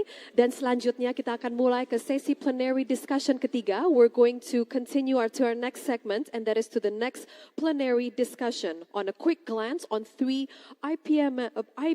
AIPF sub-themes. So without further ado, allow me to invite our moderator, the chair of ASEAN and UK Business Council and a member of the House of Lords, the Right Honourable Lord Faizi. Let us give him a big round of applause. Thank you very much, and allow me to invite our esteemed speakers, Ms. Marisa Drew, the CSO of Standard Chartered, as well as Mr. Patrice Kane, the CEO of Thale Group, Mr. Ahmad Mazari, the President of Microsoft Asia, Mr. Abdulaziz Alobaidili, the CEO of Masdar, and Mr. Sunarso, the CEO of BRI. And to our wonderful moderator, I trust that the time and floor is yours. Thank you very much. I hope my microphone is working. My name is Ed Faizi. I want to say a huge thank you to the Indonesian Ministry of Foreign Affairs for inviting me to moderate this important panel full of massively distinguished speakers. It's going to be a fantastic discussion and a bit of a future gaze into what the world, ASEAN and Indonesia might look like thanks to the technologies and financing represented on our panel. I'm lucky enough to be the chair of the UK ASEAN Business Council, which is the leading UK-based organisation that seeks to grow trade between Southeast Asia and the UK. And the UK, as you know, is the newest dialogue partner of ASEAN and also has recently joined the CPTPP. And it's been brilliant to be here at the ASEAN Business Investment Summit and now at the Indo-Pacific Forum.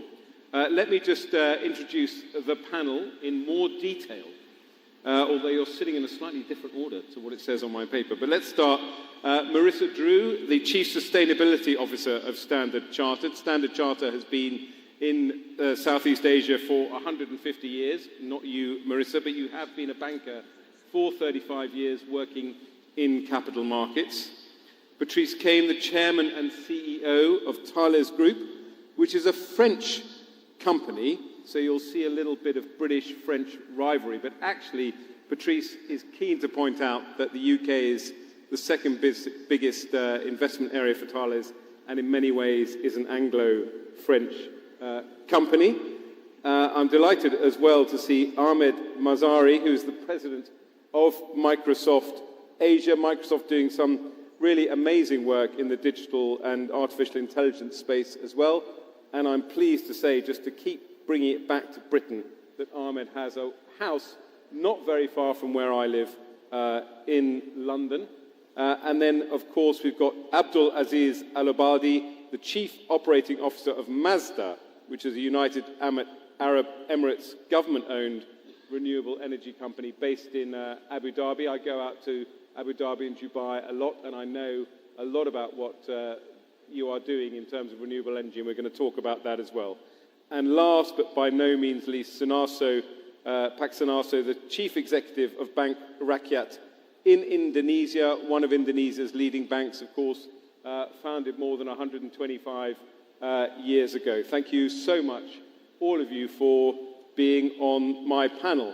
The aim of the panel is to discuss the 3 themes that we've been talking about: sustainable green infrastructure and resilient supply chains, digital transformation and the creative economy, and sustainable and innovative financing. But I hope the discussion will range very widely, and each of our panelists will talk and focus on the things that they are most passionate about.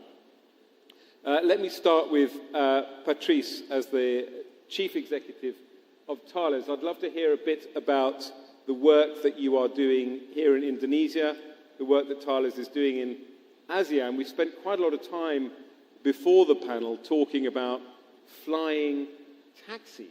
And really that is a metaphor for the future gazing that Thales is involved in, the future technology that you are implementing.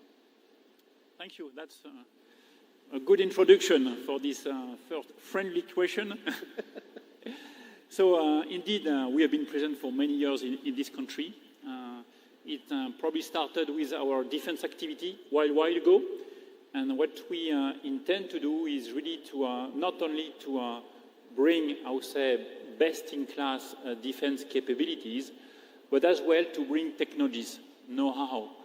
We want to participate to the growth of this country by creating high added value jobs here, and defense is a perfect area to do so, as these countries, as many countries, has sovereignty needs, and they want to more and more to do things in Indonesia, not only to buy things from outside. The second aspect in which we have been involved for years now is space. Space is a fascinating field for young engineers or for young people in general. And typically, clearly, Indonesia is made of thousands of islands. And this creates a huge, I would say, a digital divide issue.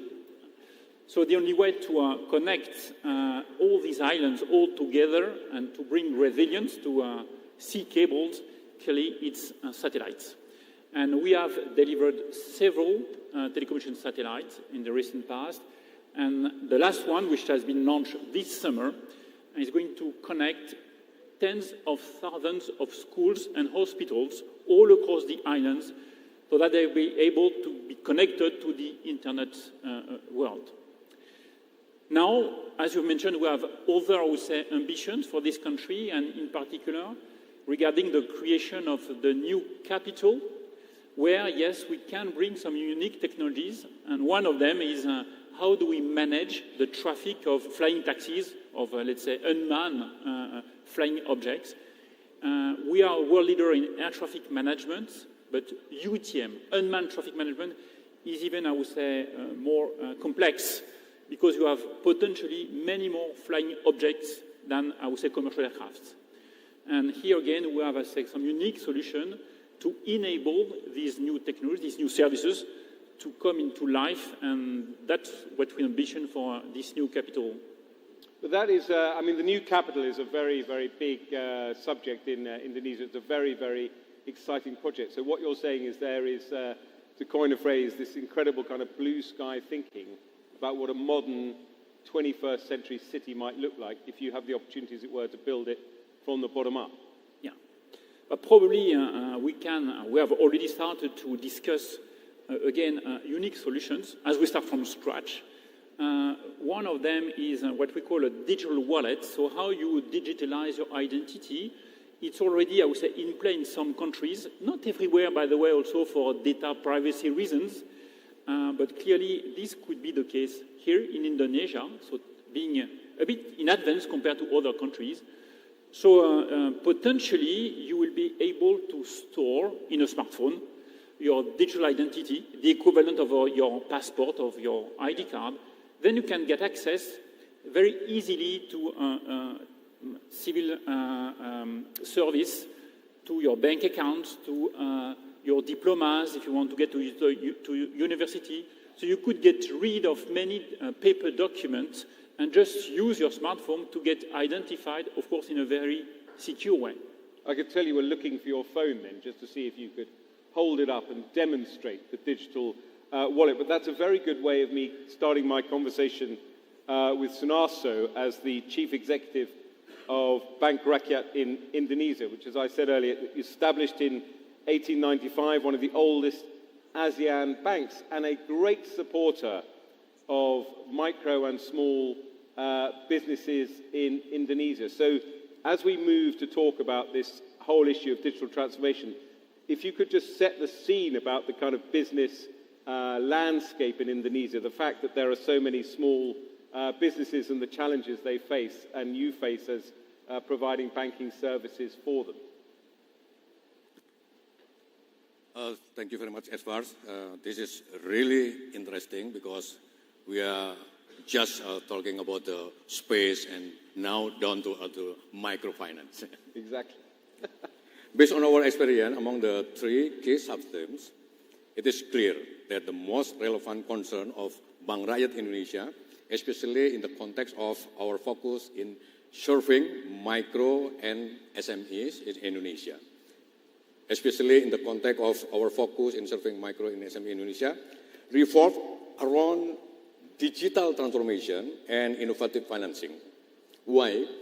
Because we all know that micro and SME is the backbone of Indonesian economy. This segment has over 64.2 million business entities, represent 99.9%, almost 100% of the total business entities in Indonesia.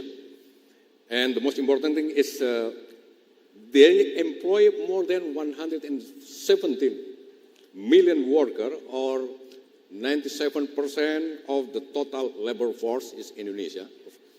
And micro and SME contribute to around 62% of the national economy or GDP. And for your info, that's Indonesian GDP as June 2023 grew 5.17% year on year, which is very, very impressive amid the uncertainty situation that we face today. On particular matter, Bank Rakyat Indonesia is one of the largest banks in Indonesia that has core competence to serve and empower micro and SME. We have been serving micro and SME for more than 120 years through our widespread network that consists of more than 15,000 outlets and 590,000 e-channels such as ATM and also EDC and also cash recycle machine. And also we have more than 100,000 employees who focus on serving this segment. However, serving micro and SME segment is not an easy task. We face high operational costs and also high operational risks due to our extensive infrastructure and human capital to serve them. In response to these challenges, BRI initiated an ongoing transformation journey that we call Revolution since 2015, and that focuses on digital transformation and cultural transformation. Our digital transformation strategy involves two approaches. First, digitizing our internal business process to streamline process and boost overall efficiency. And the second, creating new business model to create new value, where we explore opportunities to create new revenue stream and value for our stakeholder, primarily our customer. To recap, in BRI perspective, we certainly think that the most relevant key sub-theme in the context of ASEAN and the Indo-Pacific are digital transformation and innovative financing, as BRI is in the strategic position in supporting the national economy and hopefully in ASEAN through focusly serving micro and SME. In terms of what we have done so far and the challenges we have been facing in terms of our digital transformation, I think we can discuss in the next Q&A. And now, time back to you, Edward. Thank you very much, Sunaso. So what are the challenges you faced in terms of digital transformation? Because there has been an explosion of digital financial services in ASEAN, partly spurred by the pandemic, but also a huge opportunity to provide more services for more people. We talk about digital inclusion, and also reduce the costs of providing services to your customers. Sorry? You can reduce the costs of reducing services to your customers. Yes, I think through digitalization of the internal business process, we can get efficiency in terms of operational costs and also operational risk. Absolutely. Now, you said at the beginning that we'd gone from space and Patrice talking about satellites down to microfinance, and we're going to go from microfinance to big green finance. Marissa, as the Chief Sustainability Officer of Standard Chartered, but also with huge experience of raising money in capital markets, there's no one better to talk about the sort of financial underpinning of how you achieve this just transition, this green transition. There is a big finance gap between what is needed to be done in terms of the physical green infrastructure and how it's going to be paid for. Give us your perspective and Standard Chartered's perspective on that. Sure. So I will actually slightly correct your opening comment on Standard Chartered. We're actually 160 years in the region, which we're very proud of. And we have... I'm never one for detail. Always my own doing. But what's really important about that is that we are, I think, the only global bank that has a footprint presence in every single one of the ASEAN countries. And how that matters and how that can be important to the mobilization of capital is that we, by virtue of this long history in the region, we deeply understand the cultures of our countries, and we can help but not only allow the market to appreciate the individual cultures, but also the shared ambition like net zero. And we can translate that into the attraction of capital to those global allocators. So that's on the one hand is translating the vision and mission and why it's an investable proposition in the region to those global capital allocators at scale. And the second thing that we can do is be the convener of the capital. So a perfect expression of that in this region are the Just Energy Transition Partnerships, where this was born out of COP26, where host governments from the West picked several high-growth developing market countries and partnered up to provide both capital and shared best practice and expertise and lessons learned to help decarbonize at a very holistic and systemic level these countries. And two of the JETP countries so happen to be ASEAN countries, and that's Indonesia and Vietnam. And the role that Standard Chartered has played is in collaboration with partner banks, we've been able to circle matching private sector capital to that is being provided by the host governments. So in the case of Indonesia, 10 billion was committed, led by the US and Japan for the country, and we helped to circle a matching 10 billion. So a total of $20 billion of capital standing by ready to be deployed in the green future of Indonesia. And the same thing again in Vietnam, where we've also played a leading role in convening around 17 billion of capital. So that's a second role we play. A third role that we can play as a bank, and we do play, is to help actually structure the transactions. That's what we do best. We identify the projects, we figure out how to create the structure that will appeal to the market, but we can also identify gaps and crowd in other participants who can be additive to the equation, like concessionary capital that might take certain risks off the table to allow big capital to flow from the private sector. And then finally, I might just touch on innovation. You spoke about financial innovation. I think all of us on this panel have a bit of innovation in our blood somehow. And in the context of financial services, in order to solve climate change and attract the kind of capital that we're talking about and create that commercial proposition, we need new ways of thinking, we need new structures. And a perfect, again, example of that would be the carbon markets. We've been an active player in the idea that you can generate a credit that someone would want to buy, that you can monetize, and then help pay for the cost of this transition.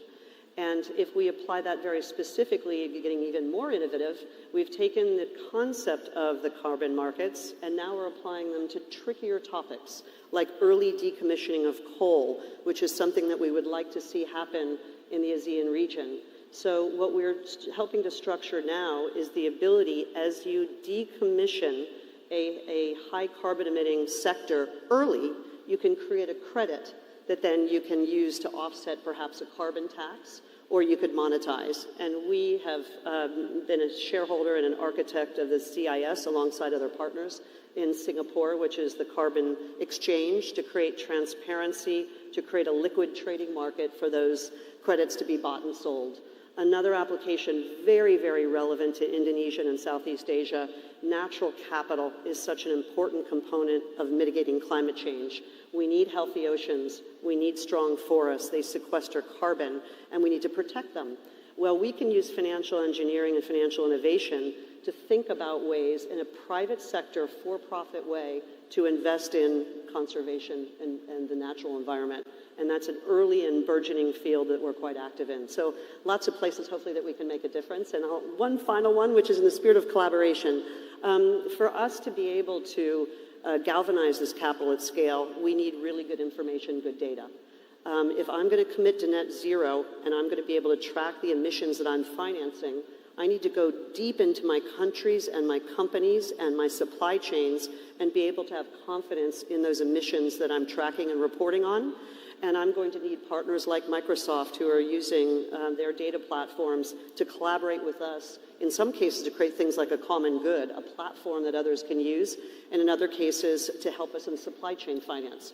We at Standard Chartered are also pioneering the concept of sustainable supply chain financing, where we're very happy to finance SMEs and other smaller companies that are component parts in a supply chain, so long as they commit to becoming more sustainable. And the only way we're going to be able to do that is easily providing data that's affordable and that is robust. So I'm giving you a gallop through some of the things that we're up to. It's a very comprehensive view, and you've knitted the panel very well together, although you haven't explained how you're going to finance flying taxis in Indonesia's new capital cities. But I think that next panel. it is fascinating because, of course, we forget. We tend to talk about kind of renewable energy. We don't talk about financing the nature, as it were, financing conversation. I think Singapore has a carbon tax, and it's interesting this thing about carbon tax. But in terms of the money that you're deploying and ready to deploy, I mean, Indonesia has 118 coal-fired power stations. How realistic is it? I mean, to move at pace to decommission those, can it be driven by sustainable finance? Certainly. Well, that's exactly what we're working on now. And while we discussed a little bit, I referred to the idea of creating carbon credits as part of decommissioning. That's not the only solution. One of the beauties of the JETPs is that we are attracting concessionary capital that's willing to possibly step in where the private sector has a harder time. And so it's a combination, in the term of art we call blended finance, where you're taking different actors in the same project, structure, or ambition, bringing them together, and they each play a different role to try to create some positive outcomes. So I think a combination of a unique form of capital plus things like the technology around carbon credits can help us get there. But we also need governance to join us, to also say that perhaps we think differently about new coal. You need political leadership. Absolutely. I mean, Marissa is desperate to take control of this panel and therefore bring in Ahmed from Microsoft. But I am the convener, so I'm not going to go to Ahmed yet because I want to talk to Abdul Aziz from Mazda, who was also listening very keenly to what Marissa had to say for fairly obvious reasons, because you run a company that is a global leader in renewable energy and sustainable development. And I said earlier that having visited Dubai and Abu Dhabi, a bit like Thales, people think about Thales as a defense company. It's much more than that. People think of Dubai and Abu Dhabi as oil and gas. You are actually pioneers in terms of deploying renewable energy, and you're pioneers in ASEAN and in Indonesia in deploying new technologies for renewable energy. So thank you, first of all, for having me here and making this very important and interesting introduction about the UAE. And certainly the UAE is at the forefront of energy transition through their very ambitious energy strategy, which aim, of course, to achieve carbon neutrality by 2050 and cut carbon emissions by 40% by 2030. But companies like us, Masdar, which started in the UAE in 2006, and now become a global player advocating and investing in renewable energy and energy transition solutions, is, I think, a testimony of the UAE's belief and the UAE will to support other nations in decarbonizing their economies and decarbonizing their energy sectors. In Masdar today, we are active in more than 40 countries. We have committed and invested more than 30 billion USD dollars in renewable energy projects across the globe. Our current energy capacity worldwide is in the range of 20 gigawatts. Yet we are targeting to make this 5 times bigger by 2030. So increasing our capacity from 20 gigawatt to 200 gigawatt in less than 7 years. And that's why you see our teams in different countries are very active and very keen in deploying more projects. Just to give context to the people, when we speak about increasing our capacity to 100 gigawatt by 2030, it means every week we have to develop 200 megawatts. This is bigger than the project we are developing here in Indonesia. And we are very proud to be the developer along our partners here in Indonesia of one of its kind projects here in Indonesia.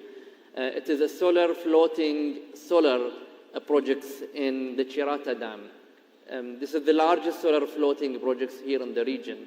But why it is important? Because it solves for an issue of scarce land. You know, we are in Indonesia here where it's not easy to find land to build solar power plants, which take huge areas, of course. But deploying such a solution where you can build a solar power plant floating on a dam means will unlock a lot of opportunities for Indonesia, but also for the countries here in ASEAN, and helping them in deploying, again, more renewable energy, in transitioning towards more cleaner energy sectors. And we as Masdar are committed to support all the ASEAN countries in taking the next steps. And we're happy to take risks, as highlighted here, and take it to the next step. And so what is interesting about this is, first of all, do you find it easy to finance an innovative project like that? I mean, this is, in some respects, I don't want to put off any investors, but by definition, it's a risky project because it's a pioneering project. Is it easy to raise the money for it? I mean, having partners like apparently it's Standard Chartered, of course. Marissa just writes the check. Well, it is not easy, and it will require dialogue between all parties. It is a partnership. It's a private-public partnership, right? Will require from the government entities to change their policies, to provide what we call it a bankable environment or a bankable structure for us as developers to come and risk our equity, for us as developers to invite banks to put and leverage it was a compelling project for you, Marissa. Yeah, They do. We work a lot with them, of course. They help us in structuring the projects. They help us in deploying, of course, the fund for the project. So it is not easy, certainly. But once you get the first projects across the line, I think it becomes much easier. Okay. Because all the stakeholders get to learn how we can structure a project that tick all the boxes, make everyone have the confidence that this is the right investment, and this is, of course, the right investment for a good cause, but the right investment from a legislation perspective, from economical perspective, and so on. Okay, I want to come back to some of these themes, but I want to talk now to Ahmed Mazari, the president of Microsoft Asia. Obviously, Microsoft doesn't really need an introduction. Everybody knows what Microsoft does. Tell us about the work you're doing in ASEAN, in Indonesia, in terms of digital transformation, which is the other part of this equation, the move to net zero, but also the move to a digital economy. Microsoft must be front and center of that.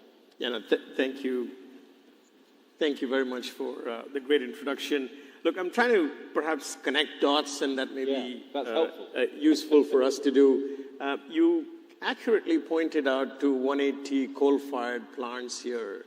But equally, there's 120 million hectares of agricultural land here, which has the possibility to generate 28 billion tons of carbon credit. It's back to your point.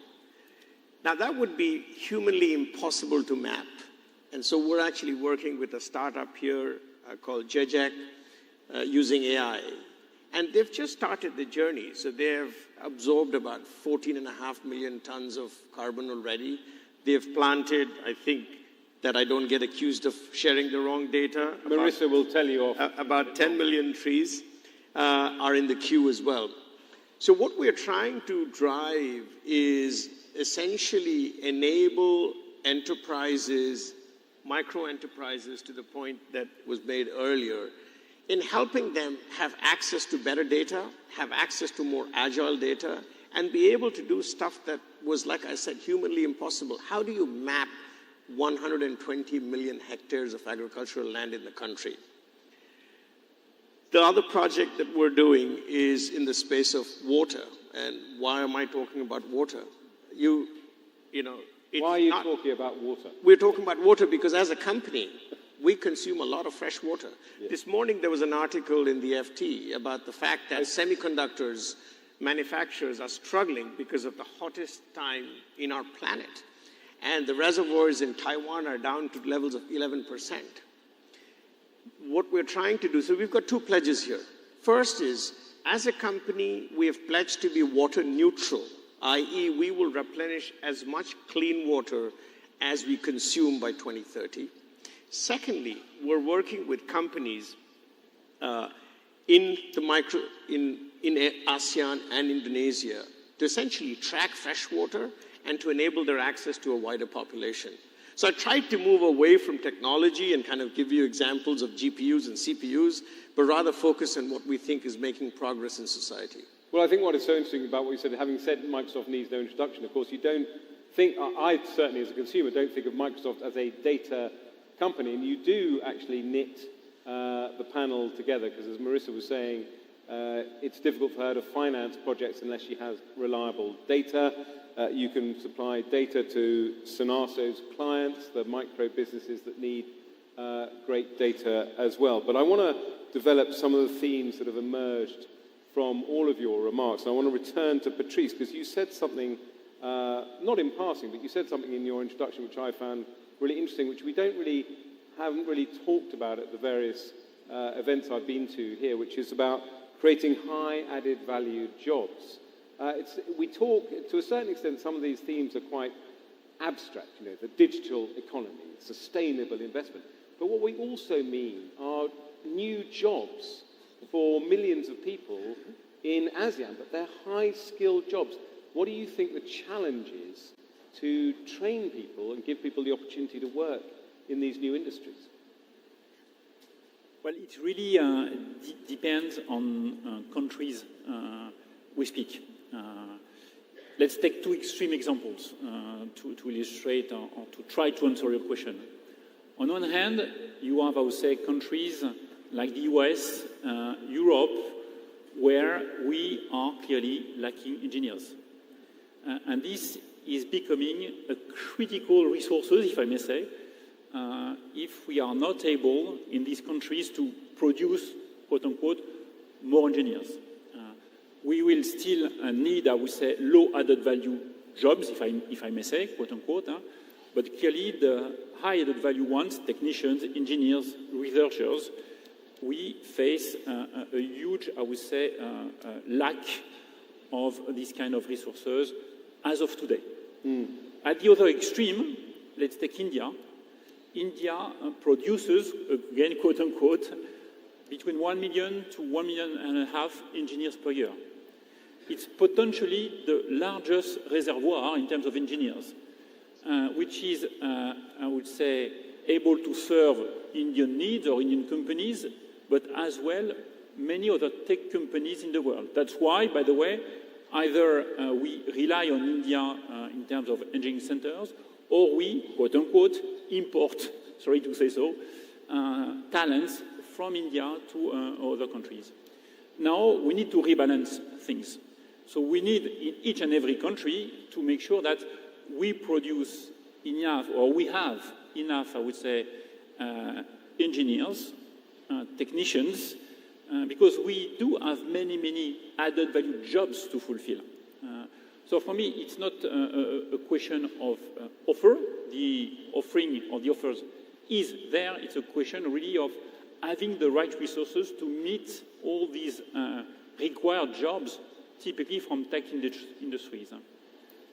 But this is, I mean, what is the climate in ASEAN in terms of the skills opportunities? Because, Ahmed, you must as well, you must be recruiting in Indonesia, in every country Microsoft operates in. Yeah, that's a great question. We have approximately 35,000 employees across Asia, and our two big centers for software and research development between India and China. But we're equally investing in the skills of the people in the countries we operate in.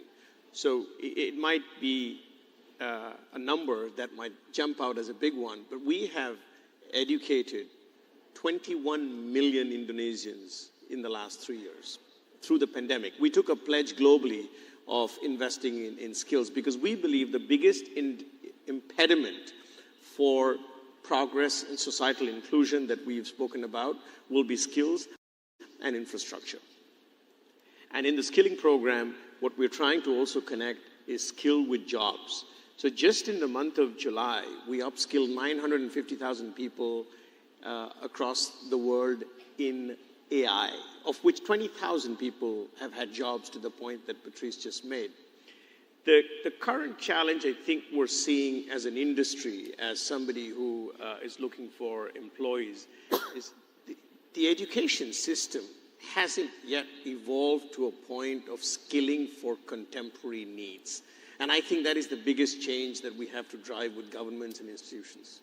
I think it's a really interesting question because it's now a question, I think, in the 21st century of whether the education system can ever keep up with business. And it's long been my view that we need to accept there has to be a business and education partnership because there's no way a traditional school, in my view, can really, the technology that Microsoft uses changes every year, every 2 years, and so on. So it's an extremely difficult circle to square. But I just want to ask as well, Abdulaziz, and also Marissa, the other theme I think that's come out of your remarks is the sort of accumulated experience and knowledge. So I described your floating solar platform as potentially a risky project, but in a sense, this is a real win-win because you're providing advanced renewable technology in Indonesia, and when it works, as I'm sure it will, you will be able to, as it were, export that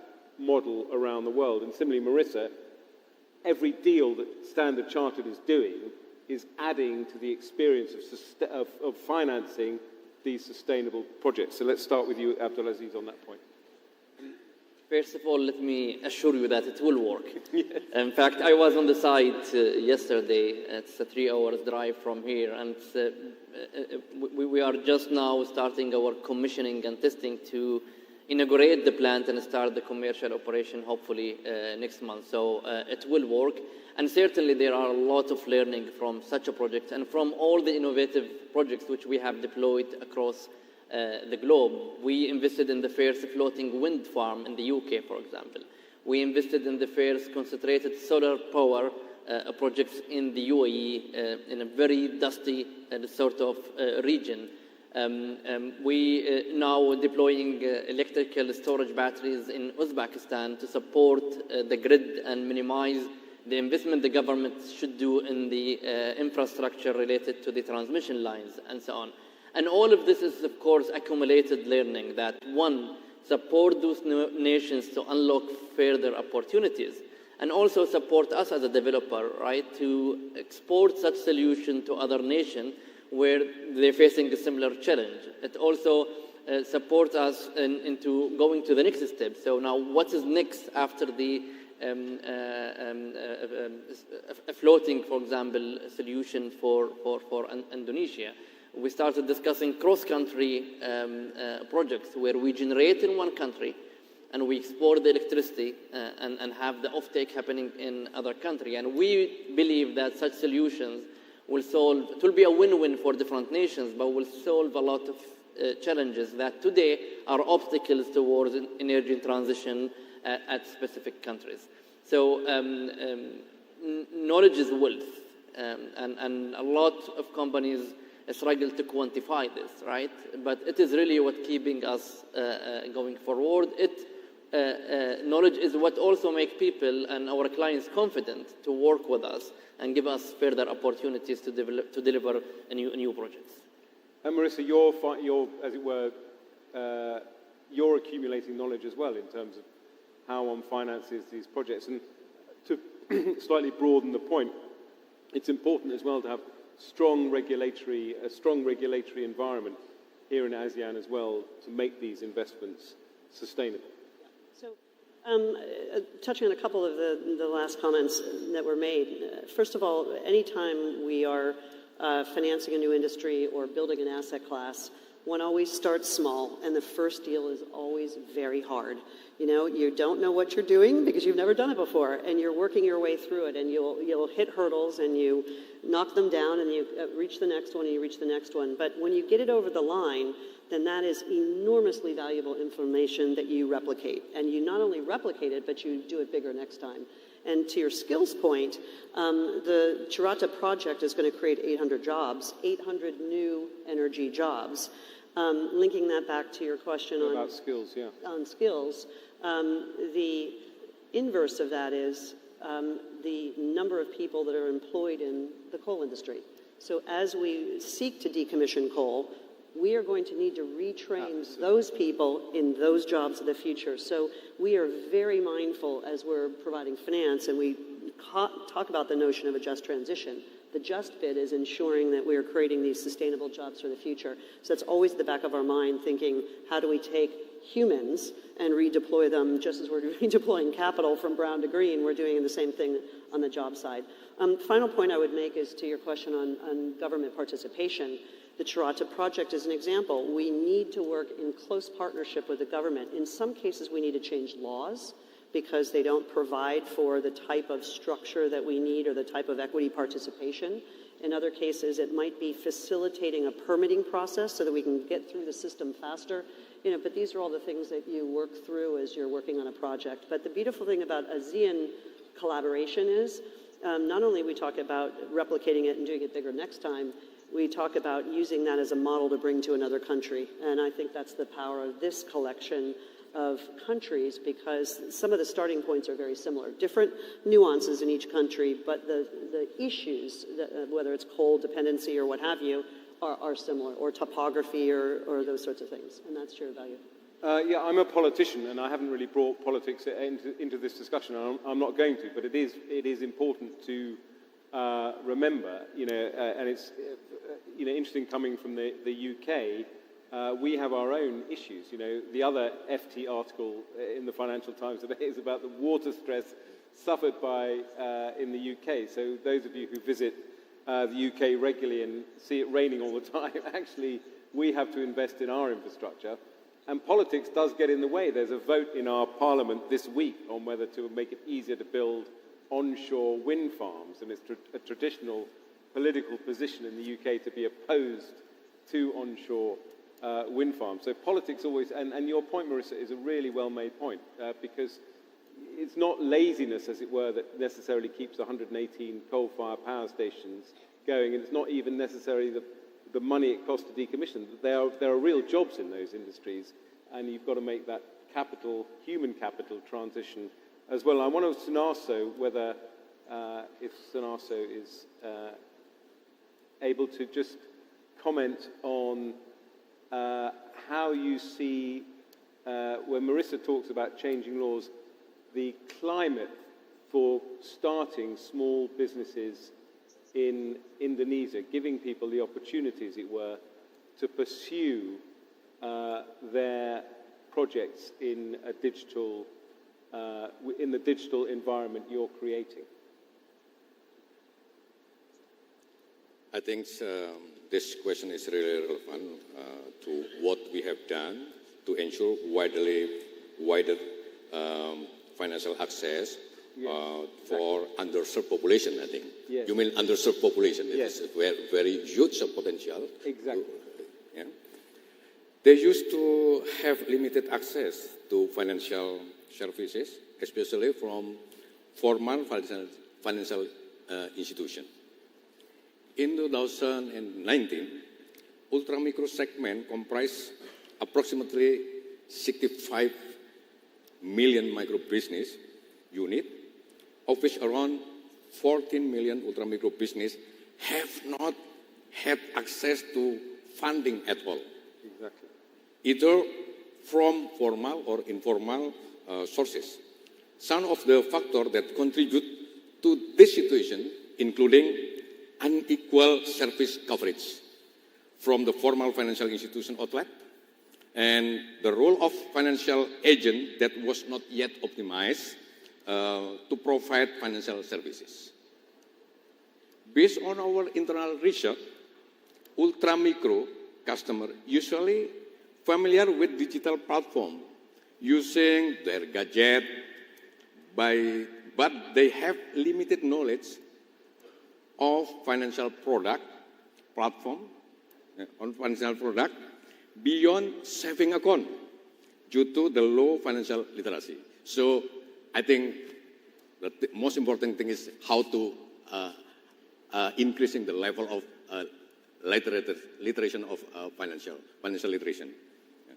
They prefer banking via agent rather than digital banking model and need a financial institution that is locally embedded can gain their trust. That's important. To respond to these challenges, we come up with hybrid bank strategy. So I think we come up with not through suddenly digital, fully digital, because I think everything we can do, I think should be in line with the microfinance journey. So we come up with hybrid bank strategy where combine the strength of our physical presence and digital capabilities. Our branch banking initiative, which involved more than 666,000 brilliant agents, we have brilliant agents, has generated transaction value of around 1,300 trillion rupiah annually. And from this transaction, a fee-based income of 1.4 trillion rupiah annually was generated. And the agent itself received 2 to 3 times the fee-based income as sharing fees. We also have been extending our reach to the underserved population through the formation of Ultra Micro Holding together with Pegadaian and BNM. Pegadaian is the largest pawn lender in Indonesia. I think the biggest pawn lender in the world because nothing in the country, nothing pawn lender owned by state, I think, except in Indonesia. While PNM is one of the leaders of the group-based lending, since the formation of Ultra Micro Holding, we have disbursed loan to more than 36.1 million micro and ultra micro business, including 14.7 million underprivileged women who also receive empowerment program. We aim to have an impact on equitable access to finance, especially within the ultra micro segment, contributing to the national financial inclusion target of 90% by 2024. Yeah. We will continue to strengthen our position as one of the largest microfinance in the world, and hopefully can make impact to ASEAN region as well as to other countries. I think about the regulation, I think we can push together to make maybe certain regulation to support the financial literation and also to support, to strengthen the micro and SME business to support economic growth itself. Thank you. Absolutely. Thank you very much indeed. Now, I'm not sure how much longer we have because I was told it's 45 minutes, but our clock says an hour. But I just wanted to use the opportunity of this extra time to ask, as it were, the dinner party question. I'd like to ask each of our panelists. It's obviously about artificial intelligence, which we don't need to worry about because Ahmed indicated that he's trained thousands of people in how to use artificial intelligence through Microsoft tools. But I want to start actually with Patrice, because he was talking to me about it in the green room before we came on. And, you know, running a company like Thales and cybersecurity and so on and digital identity, I'd love you to give a reflection, which is not necessarily specific to ASEAN or indeed Indonesia, on how artificial intelligence is going to change your business, as it were, in both ends, both in the products you offer and also the threats you're perceiving. Well, indeed, AI has taken more and more importance in what we do in terms of products and services. Now, if I'm a bit provocative, yes, that's what we like. It's not anymore a revolution. It's already there. It poses, I would say, some key technical challenges when you embed AI in safety-critical systems, definitely. It may raise as well ethical questions, for sure. But technologically-wise, not very impressed. Not very impressed. And it's already, again, embarked or embedded in many of our products and solutions. For me, looking ahead, looking a bit further away, the next revolution will come from quantum technologies, what is called the second quantum revolution. The first one occurred 50 years ago. This is the use of lasers or atomic clock, for instance. Now the second quantum resolution is really coming.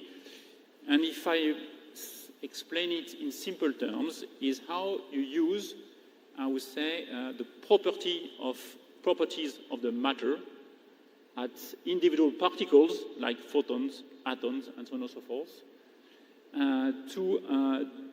typically to measure things in a much more accurate way. Quantum sensors. I'm not talking about quantum computers. We are not involved in this domain. We may use quantum computers when it will be really available for industries. But quantum sensors, for me, is really much more fascinating, as it is probably short-term, and it will allow us to increase the accuracy of sensors by a factor of, let's say, 100 or 1,000. Well, hold it right there. So I've got to stop going to dinner parties and talking about artificial intelligence. And now when I want to show off, I'm going to talk about quantum sensors.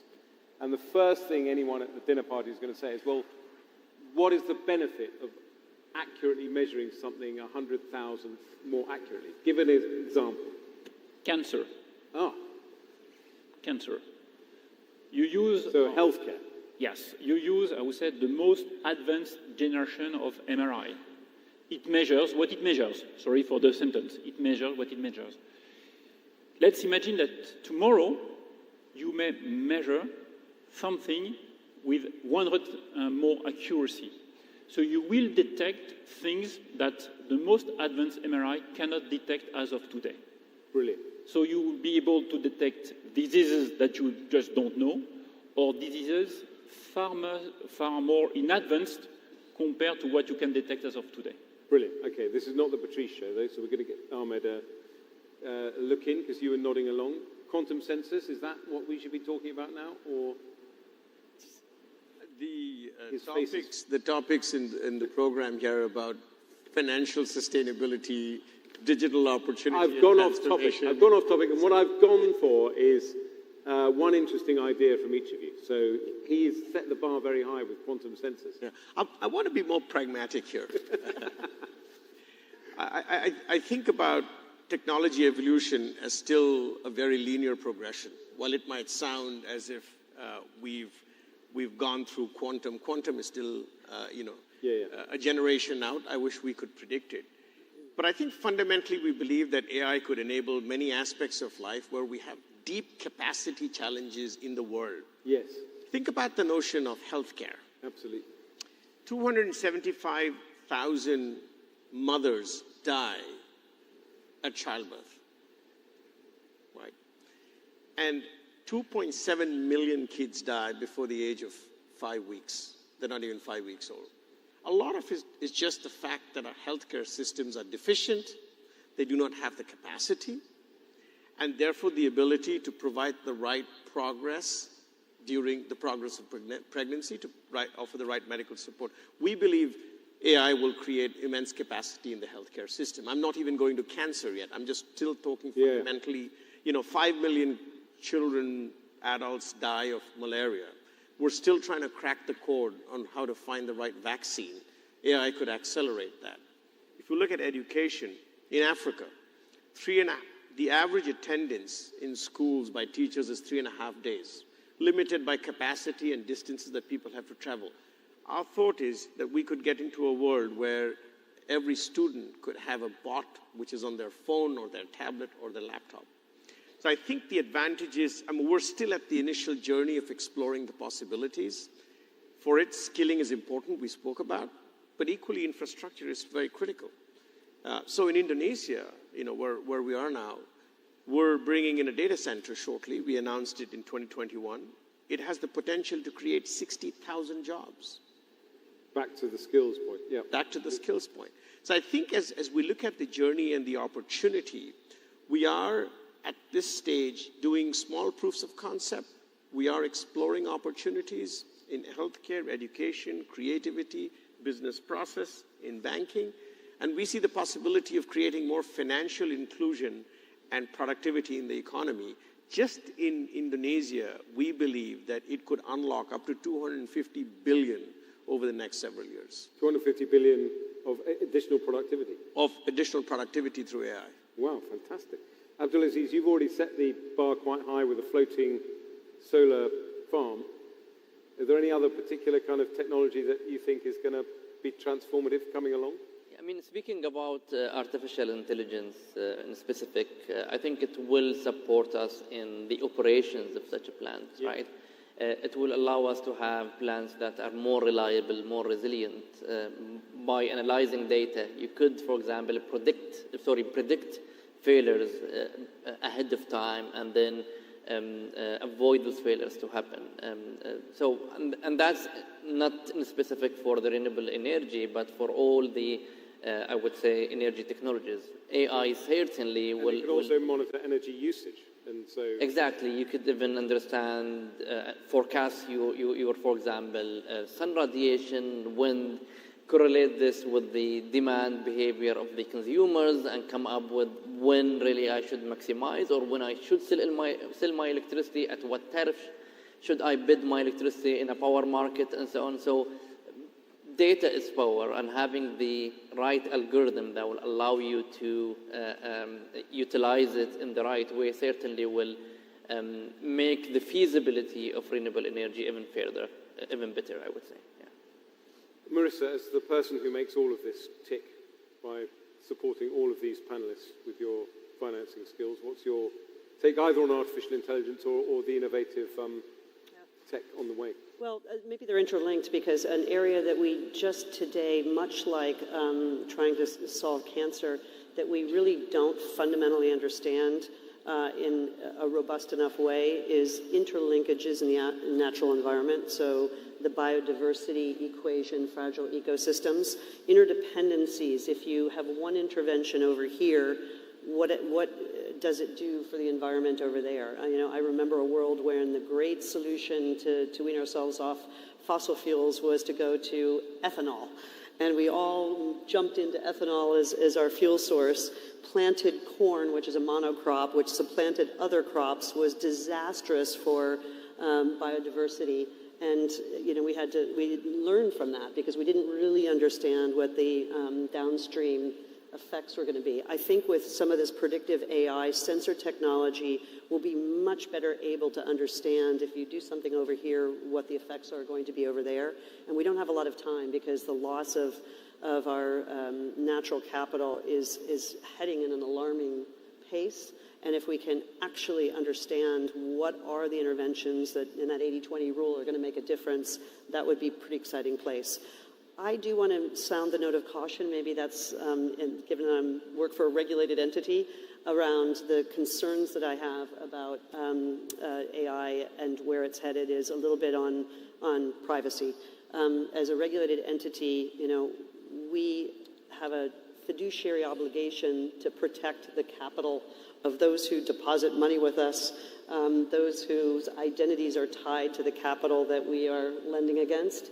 And I certainly worry about these advances that can mimic humans and trick all of our systems and create fake humans and fake bank accounts and all these kinds of things. So that's the one place where, if there's something on my worry list, I think that's where I spend my time on the negative side. But I don't want to end on a negative note, because I do think, on balance, I believe firmly in the power of human technology to solve big problems, and I'm sure we'll solve that one too, with the great minds on this panel. Well, of course, we've got the London AI Summit at the beginning of November, where no doubt the Indonesian government will also be represented, where we talk about the guardrails for AI. And Sunarso, you know as well that AI and your work on digital inclusion, financial inclusion, is underpinning everything that supports the Indonesian economy going forward. And you've been very eloquent on the contribution that small businesses make to the Indonesian economy, and the huge difference you're making in providing financing for them. But it's been a fantastic panel. Thank you so much for covering a wide and slightly eclectic range of subjects, but which I think do all knit together in this focus on the green energy transition and the use of technology, digital and data to drive the dynamic economy of Indonesia, the dynamic region of ASEAN forward. Thank you as well to our wonderful audience for listening to this brilliant panel. Thank you all very much.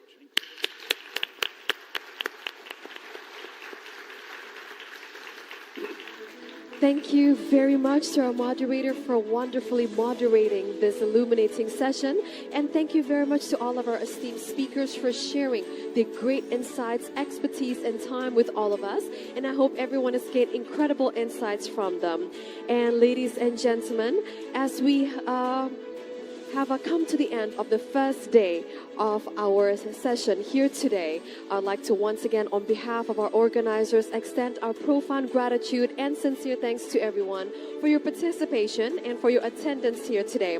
And as the week is still short, ladies and gentlemen, we will have the second day for us tomorrow, and we will be discussing an array of topics starting at 9 a.m. tomorrow morning on green infrastructure and resilient supply chain and sustainable and innovative financing and inclusive digital transformation and creative economy. We're going to be talking about an array of topics and present to you the great insights of world leaders and business leaders like today.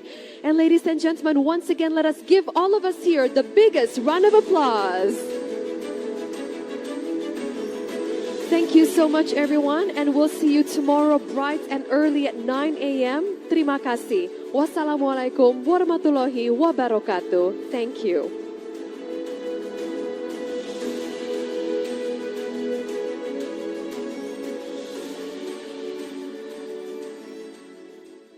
State-owned enterprise that focuses on the MSME segment, BRI Digital Innovation continues to be carried out to facilitate customers in providing services to continue to give value to Indonesia.